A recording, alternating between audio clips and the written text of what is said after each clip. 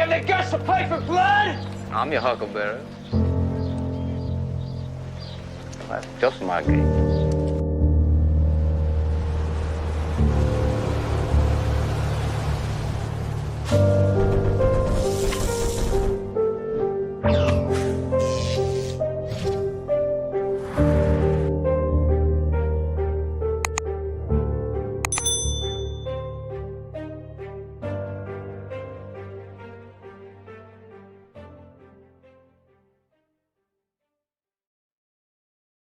Ladies and gentlemen, I have Jacob Berman from History Valley. I didn't have it pulled up yet, but I want to share his YouTube channel with you. If you haven't subscribed, be sure to do so.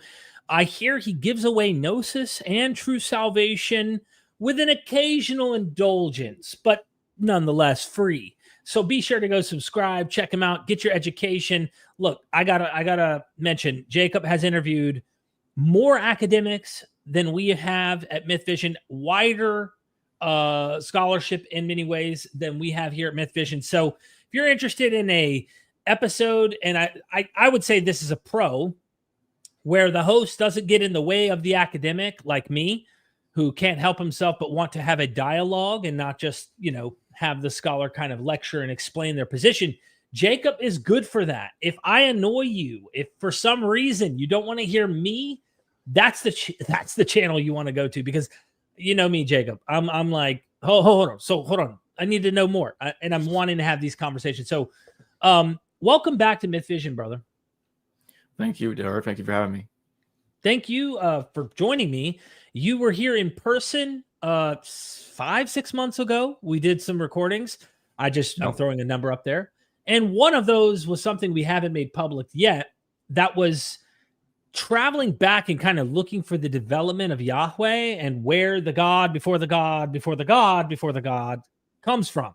Who are they? And why would we attribute Yahweh and Baal or Baal as one and the same deity when most scholars would say, look, this was a distinct deity. Oftentimes they would say he comes from the south, who ends up usurping El's throne, takes his wife, Asherah.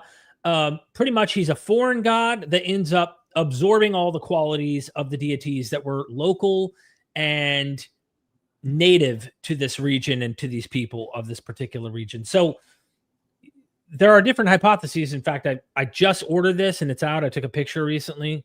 Giovanni Garbini, History and Ideology in Ancient Israel, where he actually thinks that Yahweh shows up in the Ugaritic Bel cycle, where El literally says, my son's name is Yah, and he identifies that as Yahweh.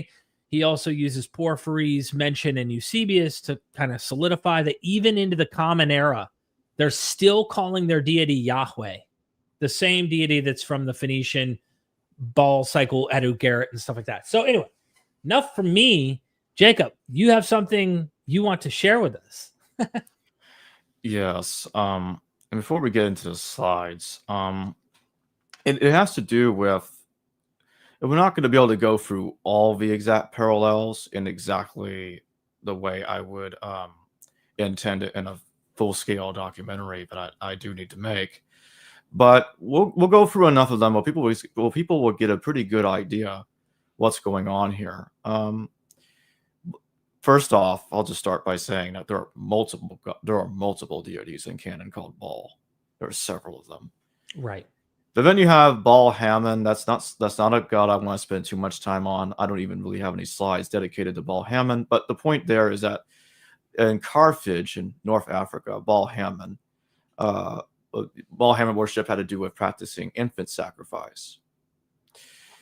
And this is the deity that seems to remind me of the biblical Baal and Moloch a bit more than Baal Hadad does, because Baal Hadad is a different god. I think he's a different god, and Baal Hadad is much more similar to Yahweh. He slays the serpent, and the other thing that's very interesting is there's a reference to 7 years, where after a period of 7 years and Mot's defeated, something like that. I remember reading Robert Price on this, talking about Baal Hadad going into a bog for 7 years. And so the number 7 is associated with Baal Hadad, which is interesting because there are some people that go through the book of Genesis and try to say the Sabbath is about Chronos. The seventh day is Chronos. Like, no, not necessarily, because you can interpret it as really being derivative of Baal Hadad. It represents his story, his death and resurrection as well. Wouldn't it be safe to say that Cronus likely also was inspired from Baal? That they both have a common ancestry, if that makes sense.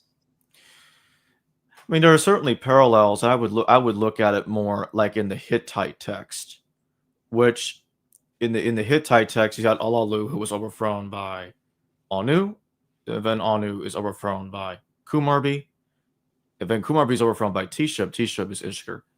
So when Kumarbi bites the genitals off of Anu, Anu says, "I've impregnated you now. You've become pregnant." And he's pregnant with Ulukumi, which is, let me correct myself. No, he's not pregnant with Ulukumi. I skipped a step there. So I'll get back to that. He was impregnated with Teshub.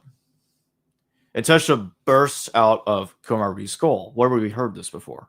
In Greece, when Athena bursts out of Zeus's, bursts out of Zeus's skull. So what that tells me, this is what's interesting about this. What that tells me is, at one point here, they were copying myths from Kumarbi and transferring it to Zeus, which is to suggest that Zeus was intended to be Kumarbi. This is different because oftentimes they'll talk about Teshub being Zeus. That doesn't really make sense, though. The other issue is in Hesiod's theogony, it skips a step. What do I mean by that? Uranus is overthrown by Kronos, and then Kronos is overthrown by Zeus. But where's that fourth occasion? Where's the fourth time? Because in the Anatolian text, the Hittite text, there's 4 stages. You got one god overthrowing the other. It happens 4 times. In Greece, it's just 3 times. So they subtracted a step from that situation, and they created a myth to explain it. Zeus finds out that Metis is going to give birth to a child that will be superior to Zeus. Right. So that's how they explain it away. Zeus thwarts it by swallowing Metis, Kronos style, and the myth is averted, but instead he gives birth to Athena out of his skull.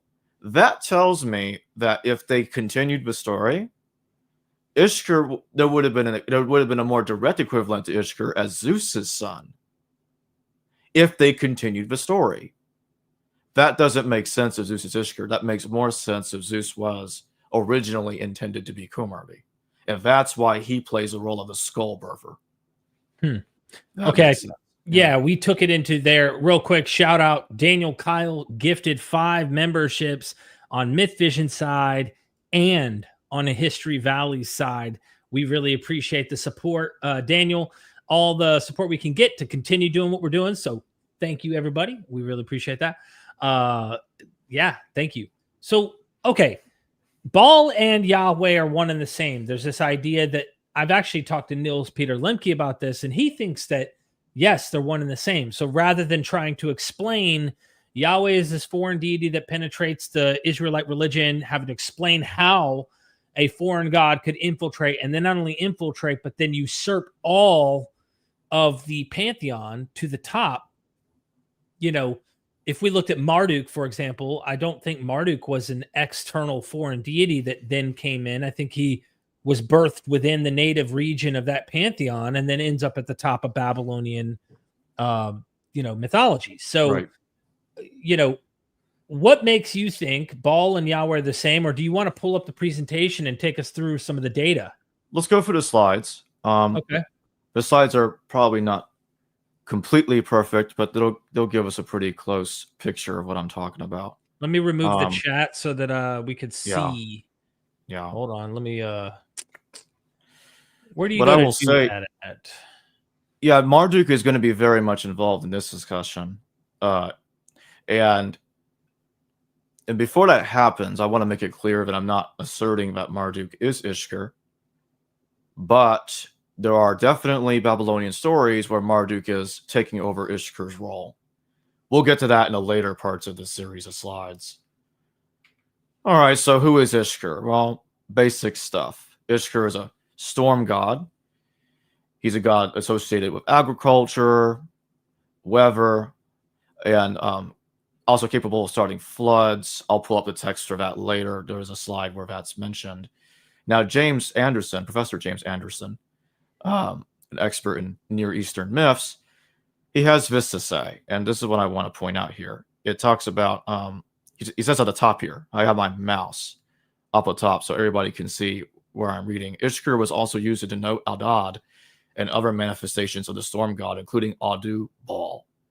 That's important because I want to make it very clear. Notice that Adu Baal is right there. Mm-hmm. So it's very clear. And again, look at over here in the middle where my mouse is. Yep. Hadad. So he is making it very, very clear that Ishkur and Baal Hadad are the same god. Very clear. It could not be clearer. So I want to get this out of the way so that way people understand that I'm not asserting that they're the same god. No, this isn't scholarship. This is agreed that they are the same god. So because throughout this discussion, I'm going to be referring to Ishkur as Teshub, Baal Hadad, and Hadad. So that will happen, and that's why that's going on. Mm-hmm. Just to be very clear on this. And this god was worshipped like 3000, 2000 BCE and beyond.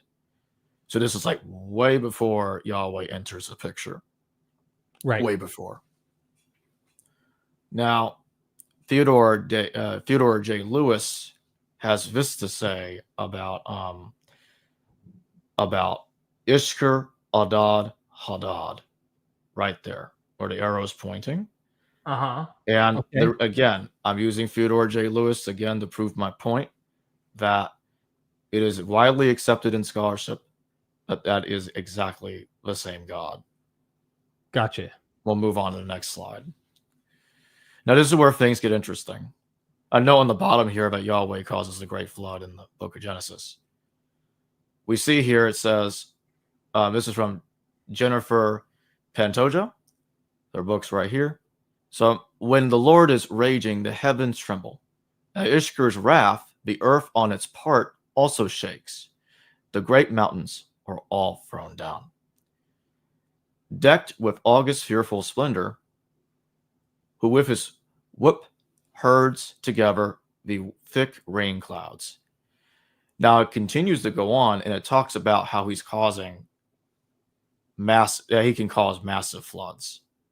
You talk about the Ishkur's wrath and the earth, and he's capable of launching massive rainstorms, all that kind of stuff. So again, this is where Yahweh causes a great flood in the book of Genesis, and we see this in the Epic of Gilgamesh. In the Epic of Gilgamesh, I don't have that up on the screen, but in the Epic of Gilgamesh, Hadad causes a flood himself. I think it's at Enlil's order in the Epic of Gilgamesh because it's a variant of the Sumerian flood myth, but it is Ishkur himself that is doing it. So it's kind of combining Ishkur's power with Enlil's power and making Enlil command Ishkur. But Ishkur on his own can cause massive floods, death, and destruction. That's my whole point here.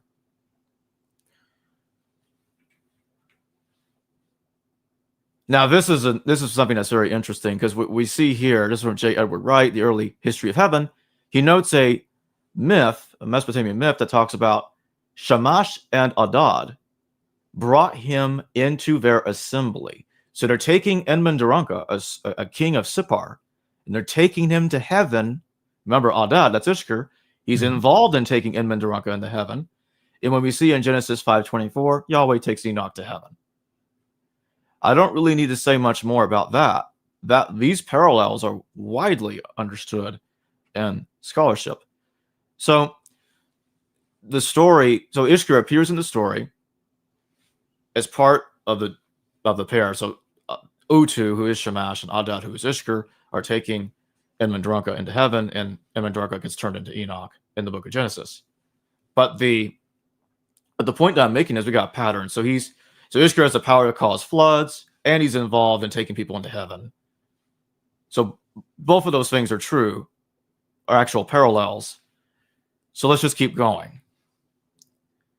Now, this is from Sybil Scriptures and Scrolls from John Collins at 70, is edited by Joel Baden and others. And this is what they're saying here. Again, they're recognizing Shamash and Hadad are taking Enmandaranka into heaven. Just to show everybody how widely these parallels are understood. And just so people, are you going to be covering this? I don't want to give away some of your thunder, but Enmandaranka is in the Sumerian kings list. Are you going to be bringing that into this to kind of point all that out? Because I was going to say, I'm not talking about the Sumerian kings list as really, but yes, he's in the Sumerian kings list. Yes, it's worth noting he was the 7th king from the beginning of kingship before the flood. Yes, so and he plays a kind of a Noah Enochic role, so to speak. Indeed, in the flood myths of Mesopotamia. Okay, and I want you to also note when I bring up the 7 years towards the end of the slides. Mm-hmm. Enmandaranka being the 7th king, the number 7. Let's keep the number 7 in our minds here as we keep going. So anyway, so we got Ishkur overthrows Enlil, and this comes from the Baal and Mot myth. And so what you got here is you have a situation where Baal sees the sons of Atharet right here. He smote the great ones with the broadsword. He smote the pounders of the sea with the mace. He dragged the yellow ones of Mot to the ground. Then did Baal sit upon the throne of his kingdom, on the cushion, on the seat of his dominion.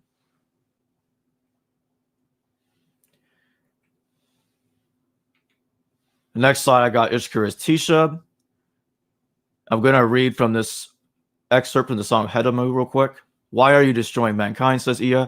They will not give sacrifices to gods. They will not burn cedar and incense to you. If you destroy mankind, they will no longer worship the gods. No one will offer bread or libations to you any longer. Even Tishub, Kumeya's heroic king, will himself work the plow. Ea, the king of wisdom, said to Kumarbi, why are you, O Kumarbi, seeking to harm mankind?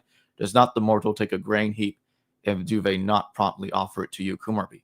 Does he make offering to you alone, Kumarbi, the father of the gods, joyfully in the midst of the temple? Kumarbi being called the father of the gods is one of the reasons why scholars think that Kumarbi and Enlil are the same god. Not all of them, because there are parts of the Song of Kumarbi where Kumarbi and Enlil are two different gods, and one's talking to the other. Yeah. But there are Canaanite texts. I don't have all that in front of my screen right now, but there are Canaanite texts that merge Kumarbi and El into the same god. Or no, not merge. That's the wrong way of putting it. They're understood to be the same god. Got it.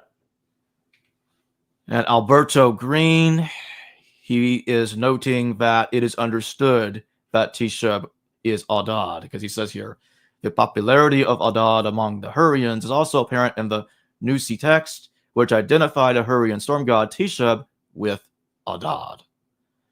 And there are many other scholars that understand that Tishub is basically Hadad, or identified with Hadad, at least in the ancient world.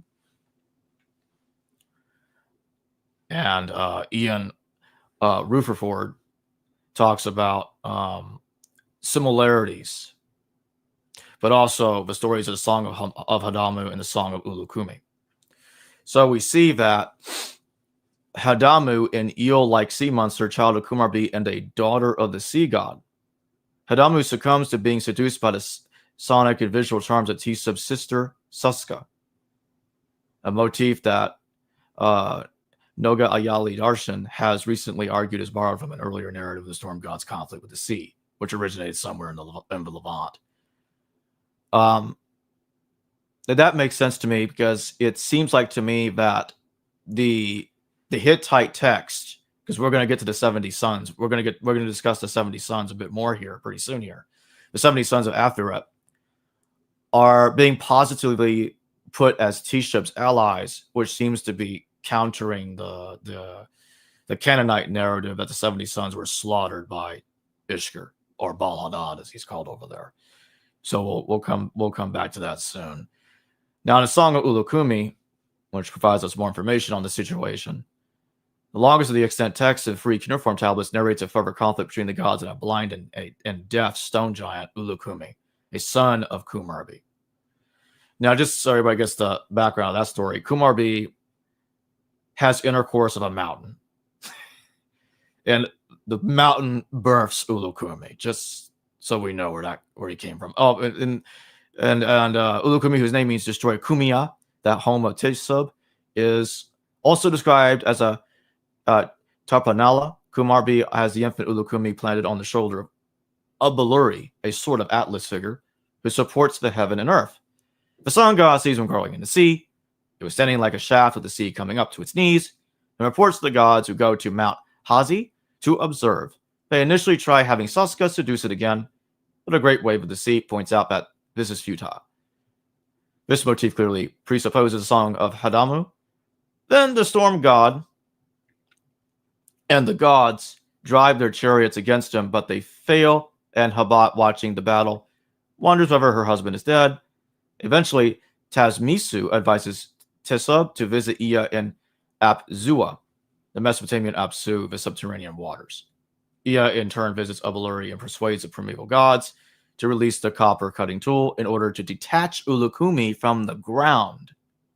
This is the same tool that was originally used to separate earth and sky. Perhaps a hint at this episode closes the sequence. This is done. Ea is apparently shocked at seeing the dead in the underworld. When the text breaks off, we may be in the middle of the final battle. So the reason I'm bringing this up is because you're seeing that Ulukumi is getting involved. There's going to be a conflict between Ulukumi and Tishub. There's going to be a conflict between the two. We'll see more of that later. And you see that Ea is involved. And it has to do with assistance. This reminds us of the Enuma Elish. In the Enuma Elish, however, the roles are reversed. Ea is asking Marduk for help. But over here, Tishub, the storm god, is asking Ea for help. You see my point? Yep. So they have an agreement there that Ea is involved in the story, but the roles kind of get flipped. Mm-hmm. By the way, I need to use the restroom real quick. Yeah. I just saw the chat. Okay. Yeah, it's cool. Do you want to hit some super? Do you have control, right? You should be able to. You do not. I don't. Okay. Yeah, do you want to? I would need that enabled for that. Yeah. How do you do that? Do you know how to do that? You'd have to go to the StreamYard settings and invite me to have that control. Oh, I don't even have a clue. Yeah. Here, just continue. It won't take me but a second. I'll be right back. Okay. Yeah, I'll just keep going. Yeah. So now we're going to be talking about the 70 appearing in the Hittite text and the 70 appearing in the Ugaritic text. So just to be clear, this text here comes from this book, but I think I made that pretty clear where I placed them. Okay, so let's take a look at the Canaanite one first. Baal's relationship with the children of Aphrodite is rather rocky. Although he holds a feast for them, he eventually fights and defeats them. So the sons whom Baal slays in the West Semitic myth of El-Qunursa, attested in Hittite Hurrian. So Mark S. Smith and Wayne T. Petard are telling us that this is attested in the Hittites and Hurrian. So that means this helps reinforce the argument that I'm making, in the sense that this is what's going on here, is that the Hittites and Hurrians definitely knew about the story of Baal slaying the sons of El and Aphrodite. Okay, just to make this point really, really clear. And El-Qunursa is like another form of El. Now we come over here and we're told, then we read of Tesub ordering Tazmisu to prepare his war chariot and the two sacred bulls to haul it into battle. In this first confrontation, even with the support of 70 gods. Tesub is unsuccessful against the stone. So we see a similarity here. We got the West Semitic myth attested by the Hittites and Hurrians of the 70 sons of Aphret being slain, and it's also attested by the Canaanites. And over here, the 70 appear again. This time, Tesub and the 70 are cool with each other. But over here, that's not true. Baal, who is Tesub, slays them. You see? So that's the point that I want to make very clear. And again, Kumarbi has been identified with El in other text. All right, so we're moving on to the Marduk identity situation. Like I said earlier, there are similarities between Ea and Marduk in the way they handle things in Enuma Elish versus how things are handled in the Hittite text. Again, the roles are reversed, where Ea is asking Marduk for help, but Tishub asks Ea for help in the Hittite version. So again, the roles are being reversed about who's asking for whose help. Anyway, Samuel Noah Kramer and John Mayer, they're noting here in the myths of Enki, the crafty god, Ea appears. Well, actually, let me read over here first. The line of powerful male gods, Anu, Ea, and Marduk, each son in the image of the father, is much like Anu, Kumarbi, Tishub, or Sky Chronos Zeus, but in Enuma Elish, the significant conflict is between the oldest gods and young gods, between the line of Anu, Ea, Marduk, the primordial pair. Now, we'll skip a little bit. We go down here. Apsu is killed by Ea and set as a foundation of Ea's temple city at Eridu. Tiamat split into two by Marduk and made to form the foundation of the cosmos. Ea appears in the Kumarbi stories. As we've seen, his role is not all that clear. However, because key portions of the text have been lost, he appears to aid in the birth of Tishub. Again, you see my point? So Tishub and Ea are connected, just as Ea and Marduk are connected over here. So it's not just me that's making these comparisons. It is in the part of the Kumarbi cycle in which Kumarbi plots against the gods that Ea's part is rather more clear. Kumarbi fashioned the strange creature, the stone Ulukumi, that grew mighty on the shoulder of the god Abaluri. Once Ea knows the problem, he discovers a solution. The tool, like Hesiod's sickle, has separated earth and sky. It's there to separate the stone from its source of power. Once that is done, Tishub is able, it seems reasonable to conclude, to win a victory in battle over Ulukumi. The Hittite link is complicated not only because much of the text is broken, but because so many roles in the story seem to be doublets, such as has been suggested before in the case of Enuma Elish. If Ea were not himself a character in the story, one would be tempted to expect the following pattern. Now, I'm not going to go on from there with what these scholars were saying in there. Oh, hold on a second. I need to fix this. I don't know why.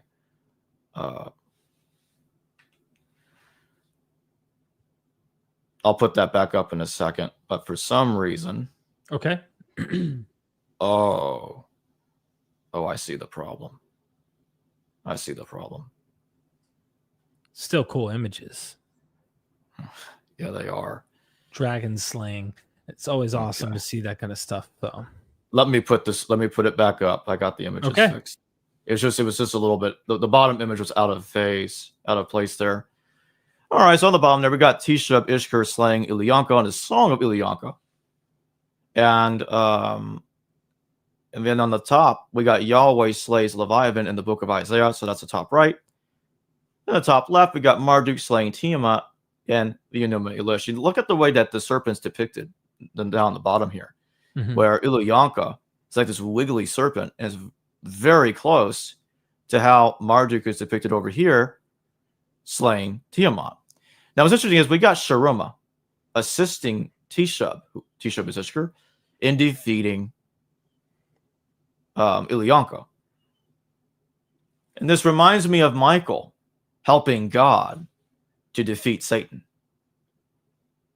It's very similar. So Sharoma plays a very similar role to Michael. I just want to throw that in here. All right, so we're already getting to the point to where Ishkur as Tishub is going to overthrow Inlau El Kumarbi. And in Damkini's Bond by Wilford G. Lambert, he's translating this text. This is what this story has to say. I'll read this whole thing, so it's not too long. I mean, it's very short. Up to which one did they take out of the gate of Esumisa, gracious king, or did he turn it? She shouted a curse, but gloomy heart he released her bond, laid it on her neck. King of the gods, Marduk stood in the gate of her palace. For Damkini, whose bond you have released.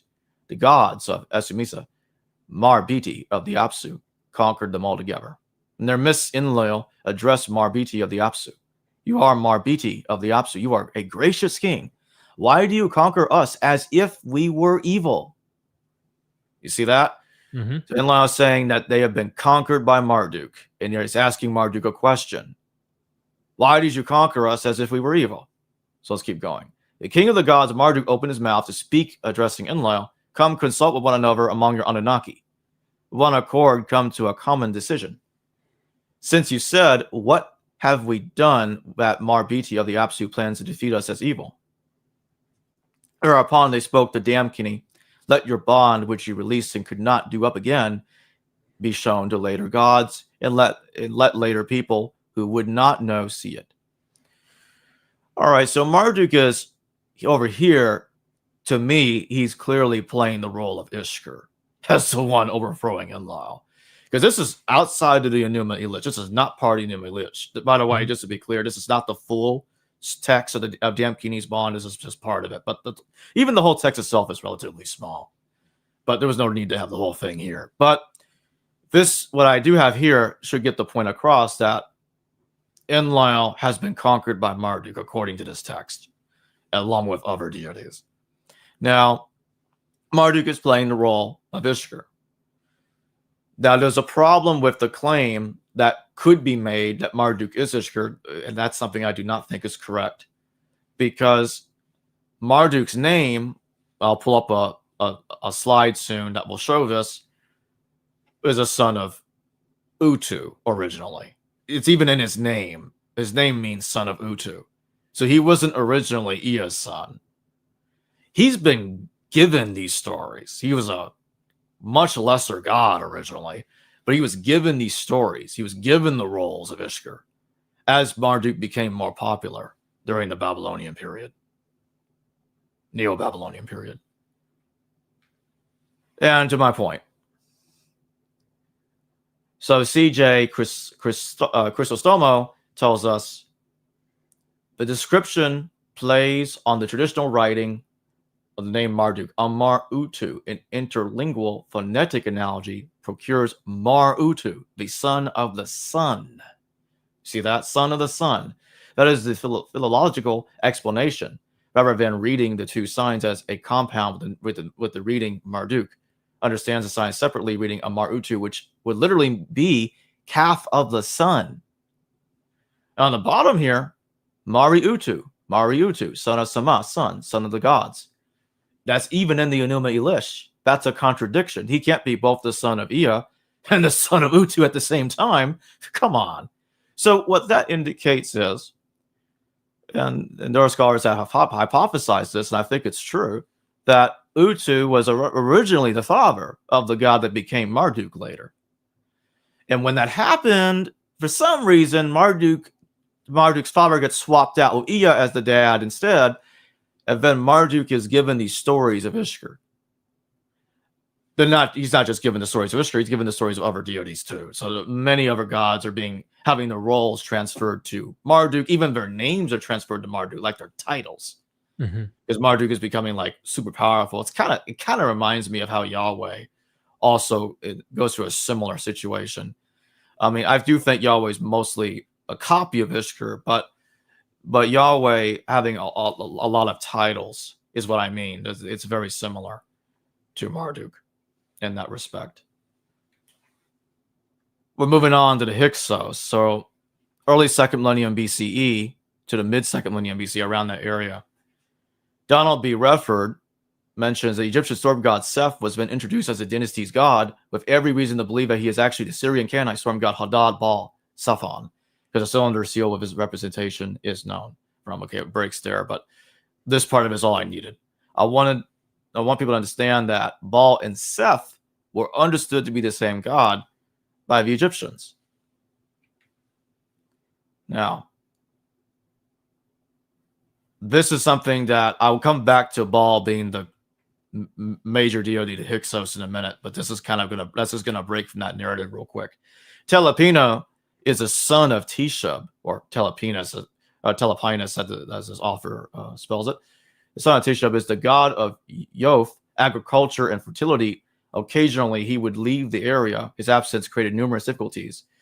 The land would become blighted and famine would abound. Angry one day, he disappeared again. Finding him was imperative. Hanahanas, the queen of heaven, sent a bee to search for him. The bee found him asleep in a meadow and stung him. Now, that's interesting. So he's stung back to being awake. And this is like a nature, death, and resurrection story. So the god doesn't literally die and rise again, but the nature is dying and rising again because Telepino is going to sleep. He ran away. He was all mad and stuff like that. The queen sent. He was so infuriated that he destroyed everything around him. The queen sent an eagle to return him to her, with the assistance of beautiful young women. The goddess of healing, Kamrusapas, who brought along sesame and nectar. He was He was cleansed of his negativity. Then all good things were restored to earth, compared to the Ugaritic Baal. See also Kamrusapas Marduk Tishub. That bottom note is pretty interesting. Okay, we're coming back to the Hyksos and the Baal situation. All right, so this is from Christopher B. Hayes, Wenamun's prophetic mission. And this is what he has to say about this situation. So he says here in the middle, where my mouse is, right here, after the Hyksos period, Baal Seth was mentioned. He knows he's putting Baal and Seth, he's same god, was mentioned less during the 18th dynasty. And this was after the Hyksos are gone. So he says here, after the Hyksos period, Baal Seth was mentioned less during the 18th dynasty. Manfred Bitek, another major Egyptologist on my channel, that came on my channel and mentioned that Baal was basically the chief god of the Hyksos, or he said something along those lines. But Baal was a major deity of the Hyksos. This is what he said. Manfred Bitek was involved in excavating Avaris. So just to make that very clear. So Manfred Bitek, a major Egyptologist, is also linking Baal to the Hyksos. Okay. I'll read from the bottom here. Even in the 21st and 22nd dynasties, Egyptians and Levantine states would have remembered when Egypt thundered in the person of Baal Seth, but no more, according to Zakar Baal. Baal now thunders for himself and for Byblos. His point is that Amun of Thebes is no longer powerful enough to rule without accepting Baal of Byblos. Now that's interesting. The way Amun is kind of getting kicked to the curb in favor of Baal. That reminds me so much of the situation of El and Baal. That's so similar. I don't think it's a coincidence. El and Amun are both king of the gods in their own pantheons too. I'm going to be doing a whole video later on about why I think Amun, the Egyptian god Amun, is, I think, a copy of Enlil, but I'm not going to get into that here. So now we got James K. Hoffmeyer and Akhenaten and the origins of monotheism. This is what he has to say about the connections between Baal and the Hyksos. Hyksos king adopted Seth for himself as Lord, and he refused to serve any god that was in the entire land except Seth. Now that's a very interesting statement. The Hyksos king would only worship Seth. And you're going to see very quickly that this reminds him of the Aten. The Aten, a god that later gets kind of turned into a monotheistic deity a few centuries after the Hyksos period is over with. But let's keep going. Seth, of course, was an Egyptian deity who corresponds to Baal of the Semitic world. Only Goldwasser recently explained that. The offense of the Hyksos is not that they worshipped Seth, but the fact that the Hyksos ruler did not worship any other god in the entire land except Seth. The use Akhenaten the use of the word except upwat, I'm probably mispronouncing that, is the same exclusionary word used by Akhenaten to describe Aten. Jan Osman. So they were Baal exclusionist. That's what it seems, yes. And this is the point that Manfred Bitek made a very similar point when I interviewed him on this on my channel. Jan Osman has suggested that behind the charge of heterodoxy, against the Hyksos were dislocated Armana reminiscence. The idea is that the bitter and recent memories of the Atenist heresy were unfairly equated with the Hyksos. Goldwasser, on the contrary, argues that the memory of the Hyksos religious practice was an authentic, not superimposed or artificially projected ideological affinity. The Armana king and the Hyksos king may have shared a genuine religious otherness. That makes some sense to me, because it's like that, like focusing on Baal exclusionary, that is so similar to how Akhenaten looked at the Aten. You can't help but wonder if there's a connection. All right, so now this is where we're going to get into the other very interesting stuff. Ishkur as the rider of the clouds. We'll go to the bottom here. This is from John McClellan, the ancient Near East, John L. McClellan. In keeping with the storm imagery, there is also a parallel between Yahweh and Baal in terms of their movement through the air. One of Baal's common titles in the Ugarit text is the rider of the clouds, which is often compared with Psalm 68:5. However, contrary to the NRSV's him who rides upon the clouds, the latter actually says the one who rides in the deserts, which fits the references to Yahweh coming from Sinai in verse 9 and 18. Nonetheless, the rain in verse 9 presumes the presence of the clouds. And since the difference between the Hebrew words for clouds and deserts is just one consonant, the psalmist may still have had Baal's title in mind. And several other scholars have noted one way or another there's a connection between Ishkur as a rider, Baal Hadad, who is Ishkur, as a rider of the clouds, and Yahweh. Mm-hmm. So yeah, they lifted that from Ishkur.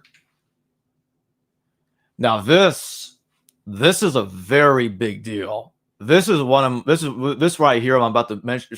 What I'm about to show right here is one of the best evidence I have for the argument that Ishkur is Yahweh. You'll see I don't say that lightly. Just from John Day, Yahweh and the gods and goddesses of Canaan.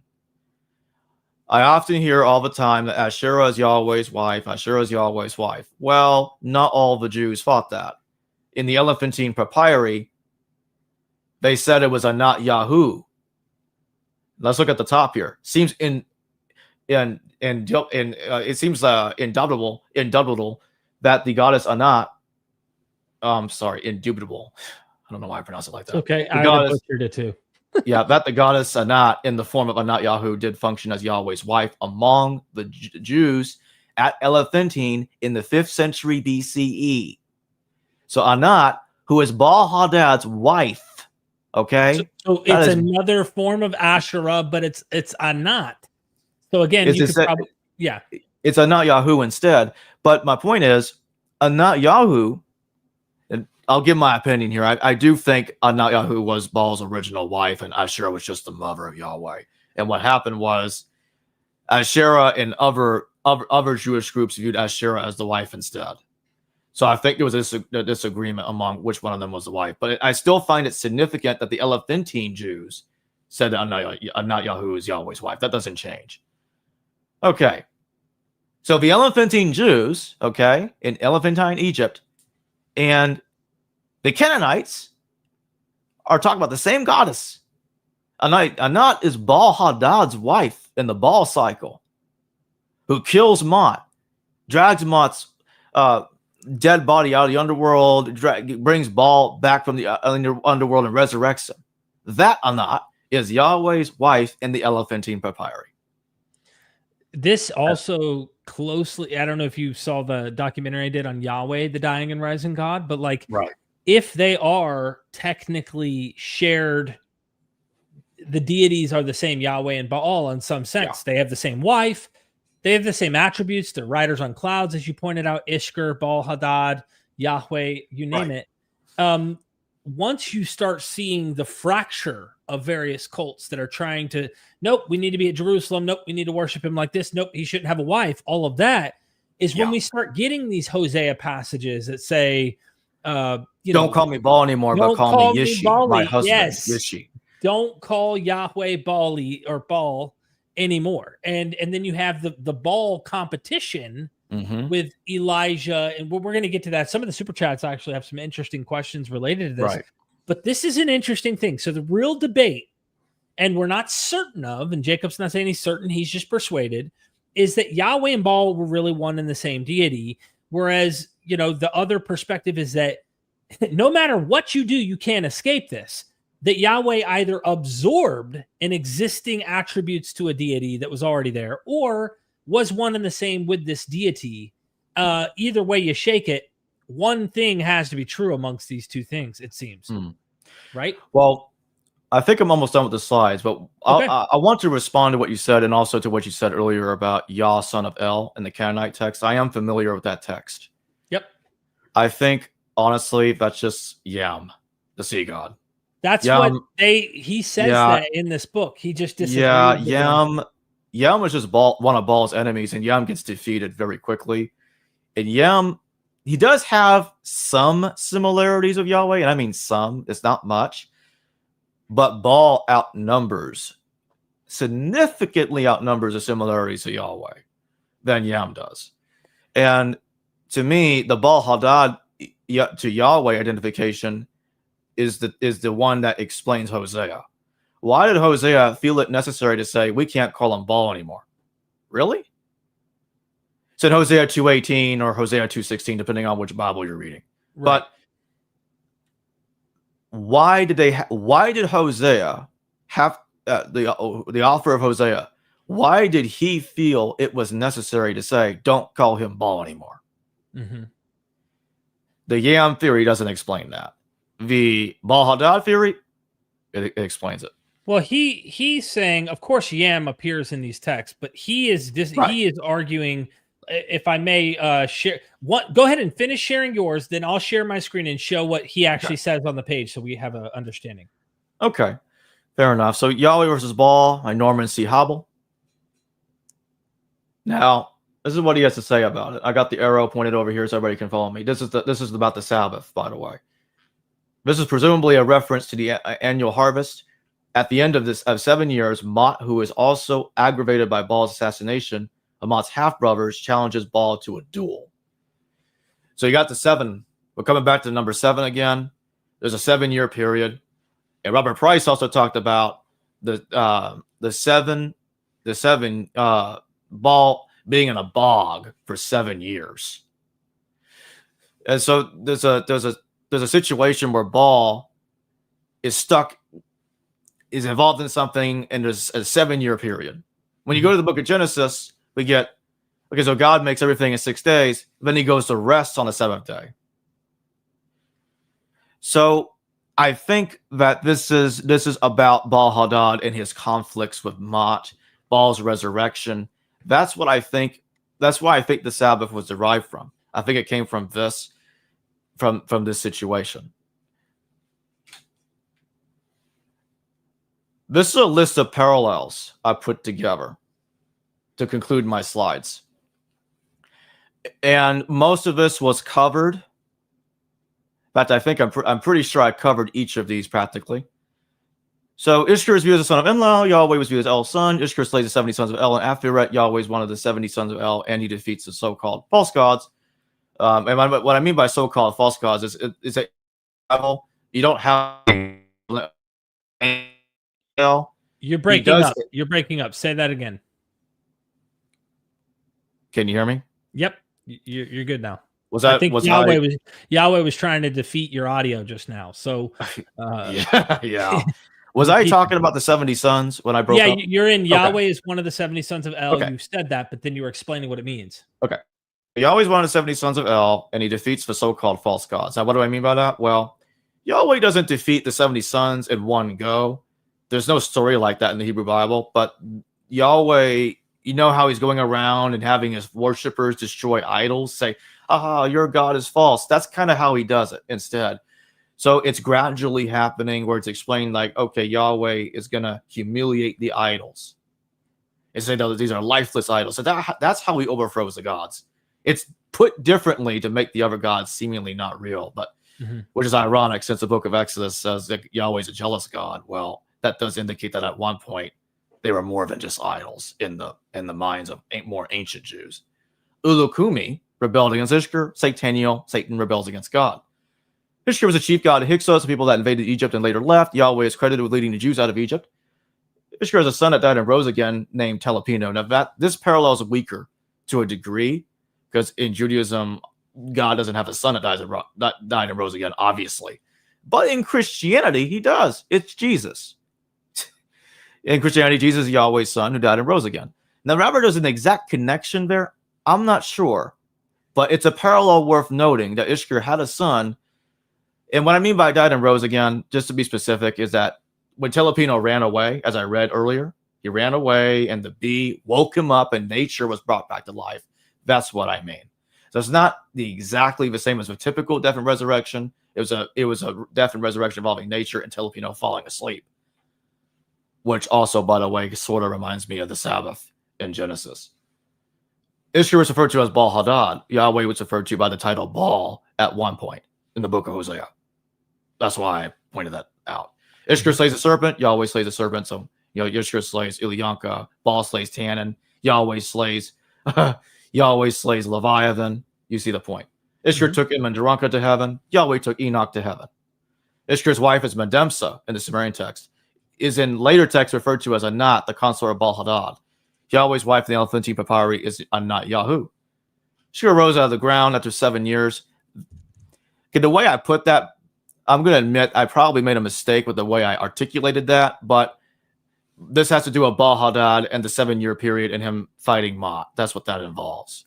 Just to correct myself there, sort of, in case, because I don't have the exact text about the bog and the 7 years. That's why I'm putting it that way. So it might be an error there, but the parallel is still true regarding the 7 years regardless. Yahweh creates everything in 6 days and sleeps on the 7th day.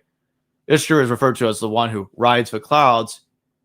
Yahweh is referred to as the one who rides the clouds or rides something, but it's the same thing. It's what we're getting at from the story of Baal Hadad, who is Ishkur.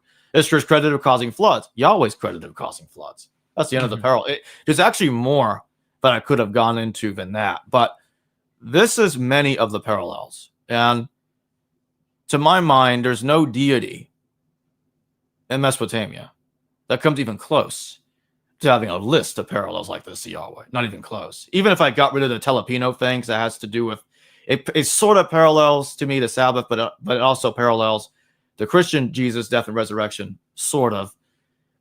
Even if I knock that parallel off because it's kind of like a quasi parallel, the rest of the parallels are very powerful parallels, and there's more I could have gone into. I could have talked about Reciv and Deber. Reciv and Deber, if I'm remembering their names right, they were deities serving Ishkur, causing pestilence. And there's a passage in the Hebrew Bible where those names basically appear there, and they're doing the same thing at Yahweh's command. I don't have all that in front of me, but I'm like, wait a minute, you're telling me Ishkur and Yahweh's servants are the same? Before I close my argument, let me say that the entire Hebrew Bible fails to talk about Anat. And what I mean is it never speaks against Anat, ever. The entire Hebrew Bible does not speak a word against Anat, Baal Hadad's wife. It'll talk crap about the Asherah poles, as we all know, but it won't talk about Anat Yahu in any bad way at all. Well, I just want to throw that in there. Okay. I conclude my argument. Thank you, Jacob. Okay, I'm going to share my screen real quick here, just so that we understand what Giovanni Garbini is saying about y'all. So I think it might be worth. I almost want to come up here to point out the history behind this. Because he says, in this connection, let us look at the treatment received by some onomastic evidence, which the Old Testament itself provides favor of the existence of the cult of Yahweh outside the Israelite sphere. The Joshua in whose field the ark drawn by Philistine cows ended up. and he gives sources, was a Canaanite from Beth Shemesh, but it has not been difficult to attribute to him a more or less close Israelite descent. Then we meet a certain Joram, son of the king of Hamath, but self-styled philologist, amend the text to Hadaram, a name which contains the Aramaic divine name Hadad, following the example of the pious chronicler who had already taken his own steps to eliminate an inconvenient piece of evidence. Then, as for Jochebed, Moses' mother, no better expedient has been found than to affirm without producing any evident justification that in this name, the presence of the Hebrew divine name is quite uncertain. This assertion is all the more remarkable in that it is made by no less a scholar than Nath, who in the pages which he devotes to the presence of the divine name Yahweh in Hebrew nomenclature, in fact, proves more of a theologian than a linguist, and that's a jab at Nath.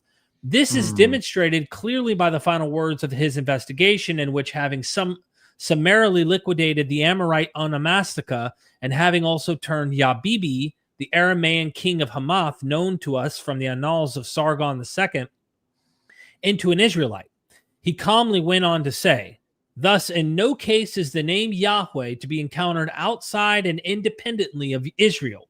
So the tradition of the book of Exodus could be right, namely, that the divine name Yahweh arose for the first time in Israel, or better, for the first time with the people of Israel, and therefore in some way goes back to the work of Moses. If this has been the fate of biblical evidence, it will not be difficult to imagine that reserved for the extra biblical evidence that the discoveries of text have produced, leaving aside the mention of Yahweh in the stele of Mesha because of the corruptness of the text. We have already noted Yabibi of Hamath. Then there are the Amorite onomastica of Mari and some other Syrian cities, which can be dated around the 18th century. We're talking the same time the Hyksos approximately are running around, which offer various attestations of the names compounded with Yahweh and Yahweh and Yah. Since this last element is taken as a hypochoristic suffix, it has long been quite certain that the nature of the word is verbal, and it is thus safeguarded from dangerous onomastic comparisons. From Knopf to W.F. Albright and to the latter's docile pupil H.B. Huffman, it has been the merit of A. Finnett, first in study dedicated to King Yahweh Elah, and then in a specific article to have demonstrated convincingly the formal identity between Yahweh, and the name of the Hebrew God. When a fragmentary text from Ugarit belonging to the mythological Baal cycle produced a verse in which the god El said, "The name of my son is Yah," many scholars hastened to correct the text to remove the mention of Yah. When the arbitrariness of this procedure was pointed out, they found different ways to deny the evidence. One was to see Yah as the usual verbal form interpreted in different ways. One was to suggest a phonetic variant of Yam, the Ugaritic god of the sea. Very few scholars follow Abby H.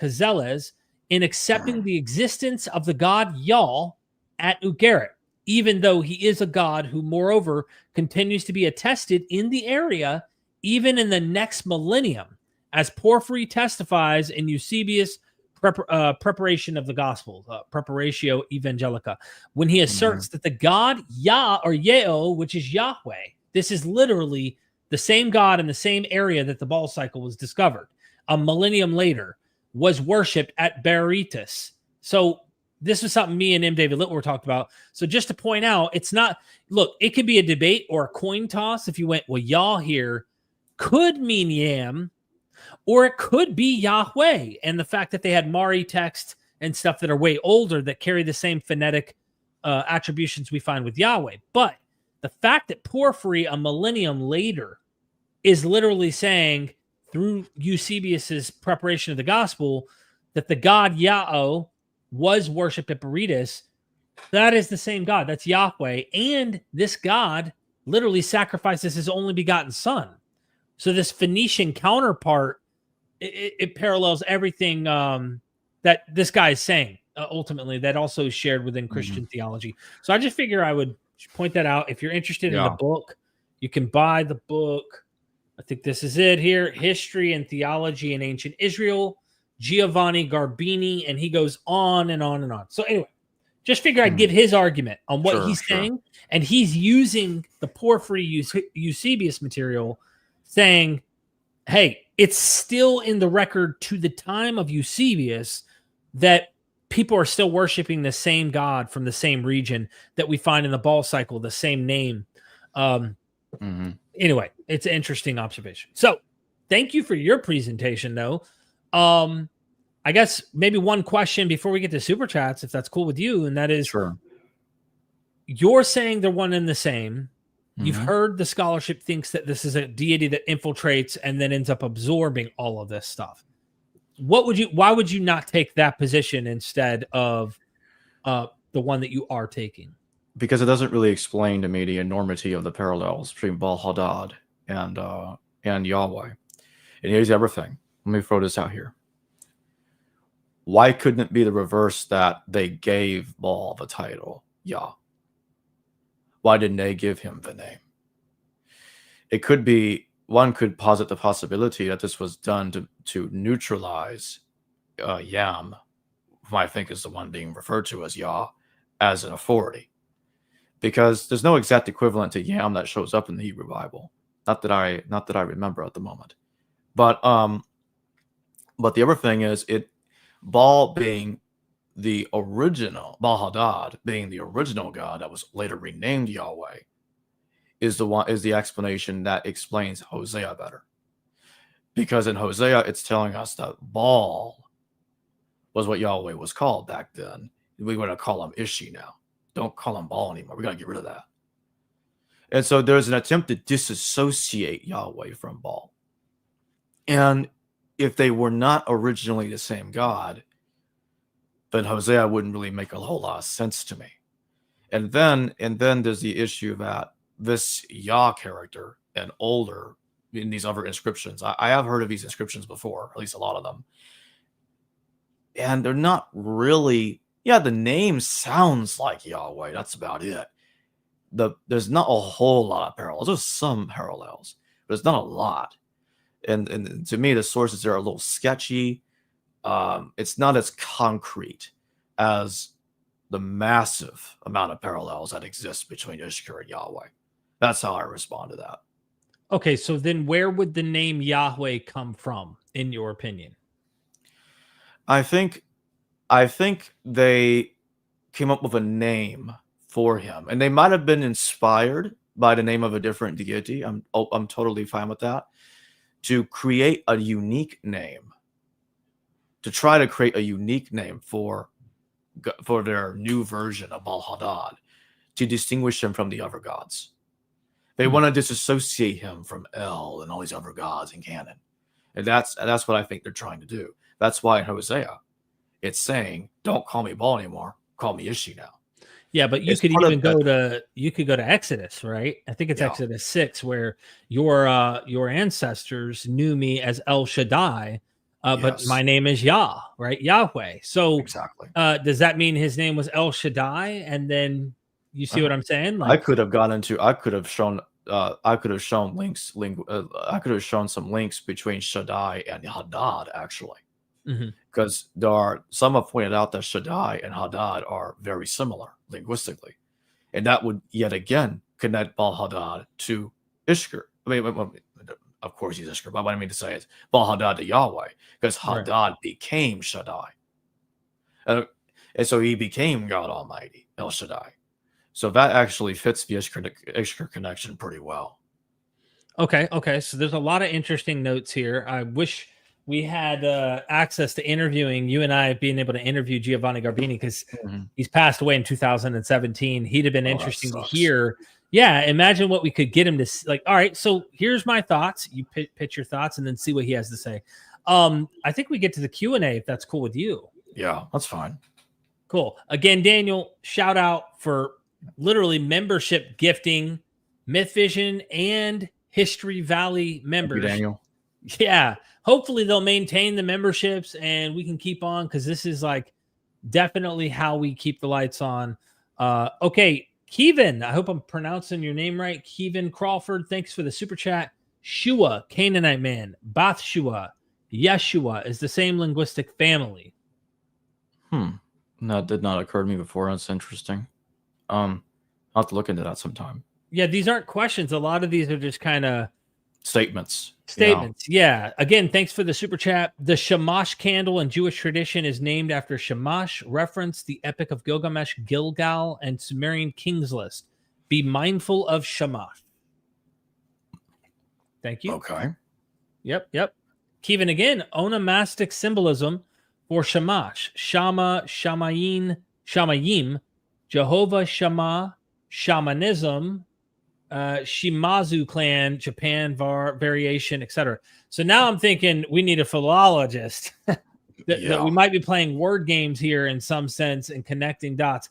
I don't know. I'm cautious and skeptical of making all these linguistic connections, but agreed. Yeah. Again, thank you for the super chat. More onomastic symbolism. Shamash's shamanism consort is ayahuasca. It actually, this doesn't really have to do with the super chat, but that actually reminded me of something that I could have said earlier in response to the whole Yah is Yahweh thing, because some scholars have linked Iya to Yahweh instead.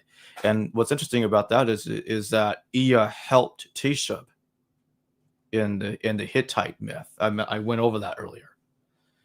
And you see, rather than this is part of my argument earlier that I was making, that Yahweh could have just been a name that Baal Hadad absorbed when he was becoming the god of the Bible, to eliminate the need of another deity to help him out in battle. It could have been part of that situation. I think there were probably multiple reasons why he was given that name. On top of that, to give him a name, and it probably changed the pronunciation a little bit of the name to make Yahweh's name as original as possible. Let's keep going with the super chats. Awesome. Thank you again, Kevin. Mr. Monster for being a member for 36 months. Elijah, prophets versus Baal. Prophets who win. If I could skip one just to ask the super chat that Mr. Monster is getting at here. Thanks so much. I never understood the story of Elijah prophets versus Baal prophets, because it seems to me that one side cheated. Instead of pouring water, they poured oil. I don't recall there being, I thought there was just water, period. He poured 8 barrels. Yeah. I'll make this point. The Baal Hadad is Yahweh theory explains Exodus better, because in Exodus you had the Jews, they fell back to bull worship. They built a calf. Moses comes down the mountain. He gets pissed off, like, what the hell are y'all doing?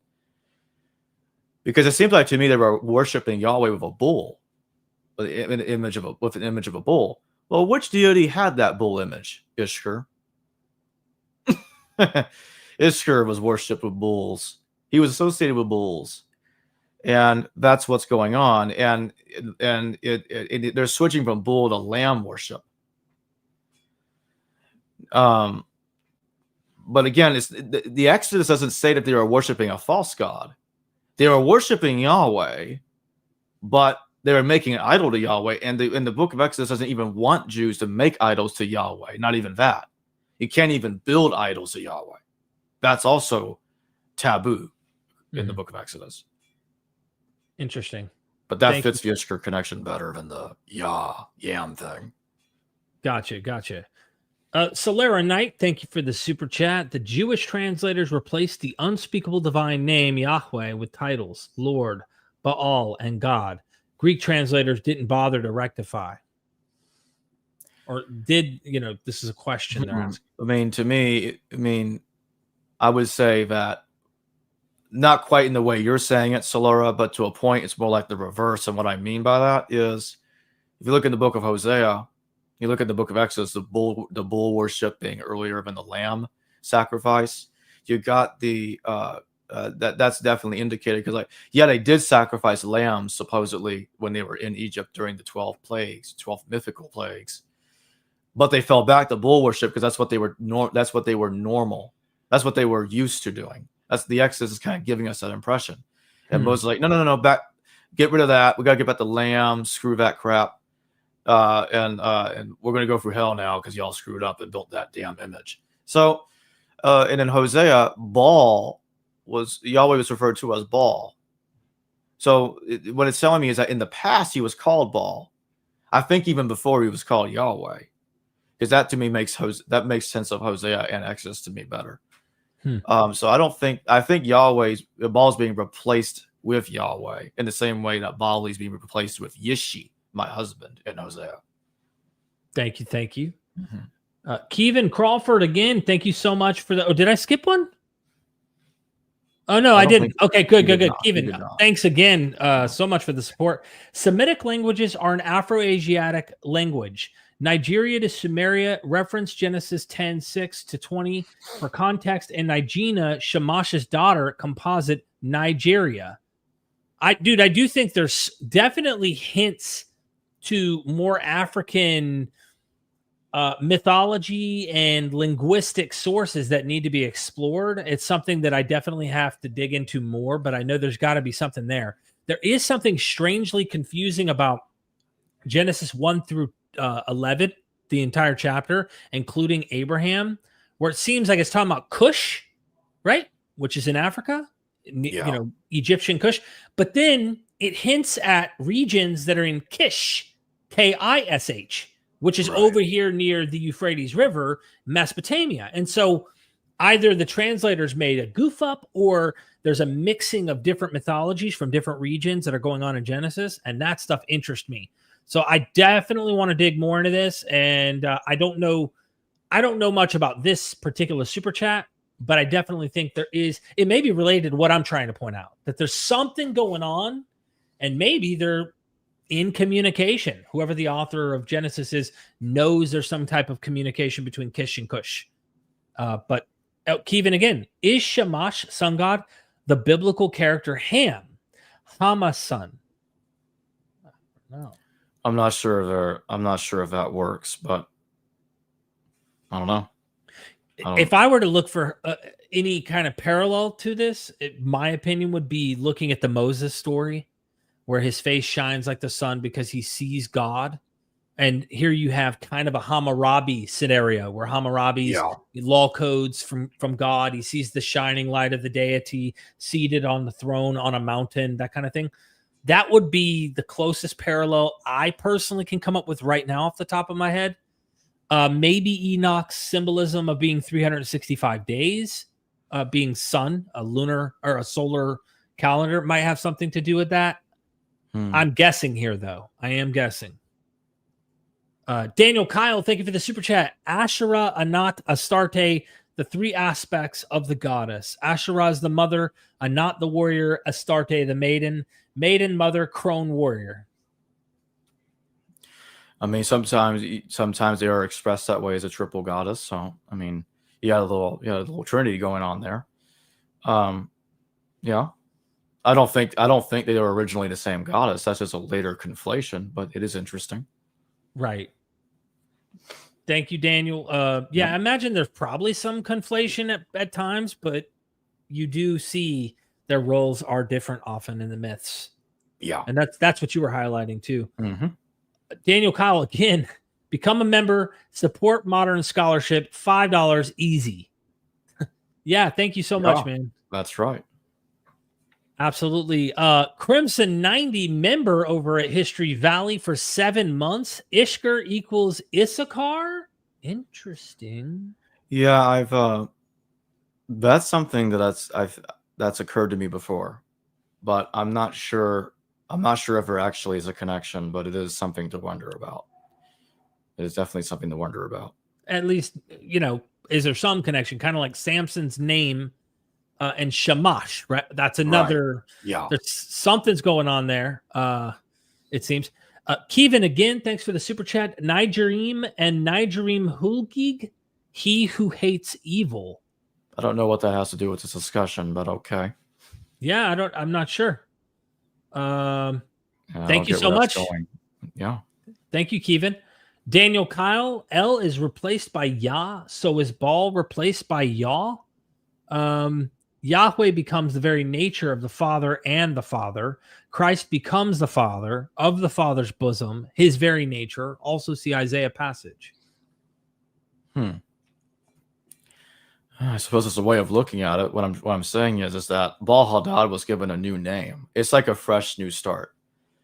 It's like somebody like basically faking their death and changing their identity, flying to another country, starting a whole new life.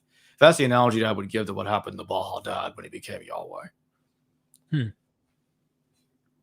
Yeah, there's a lot here. I mean, it's difficult to try and explain the theology of Christian origins, in my opinion, or Christianity itself, with early Iron Age, middle to late even Iron Age concepts.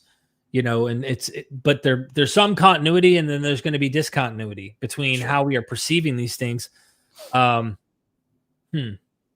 Yeah, because when I see Jesus as the Father in the Father's bosom, if you read like the Dionysian Gospel with Dennis MacDonald, and you see the logos kind of theology with Philo of Alexandria and Plato and all that, something newer is happening in that theology versus the typical genealogical perception of the ancient gods.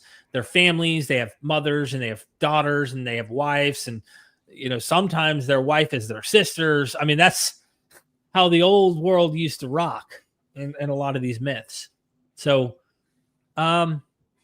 what is the passage in Isaiah that you're alluding to, Daniel? Just so I try to cover that. Do you have any idea which passage specifically, or is it the one I don't recall at the moment. Okay. I'll try to keep a lookout, Daniel, and we'll move to the next one. I'll try to come back to it just to make sure I'm not leaving you hanging. Solera Knight, thank you for the super chat. One nation under God. Which God? Mammon? Thank you so much. I don't know where that super chat's going. Yeah. It's just being kind of funny, I think. Yes, I thought.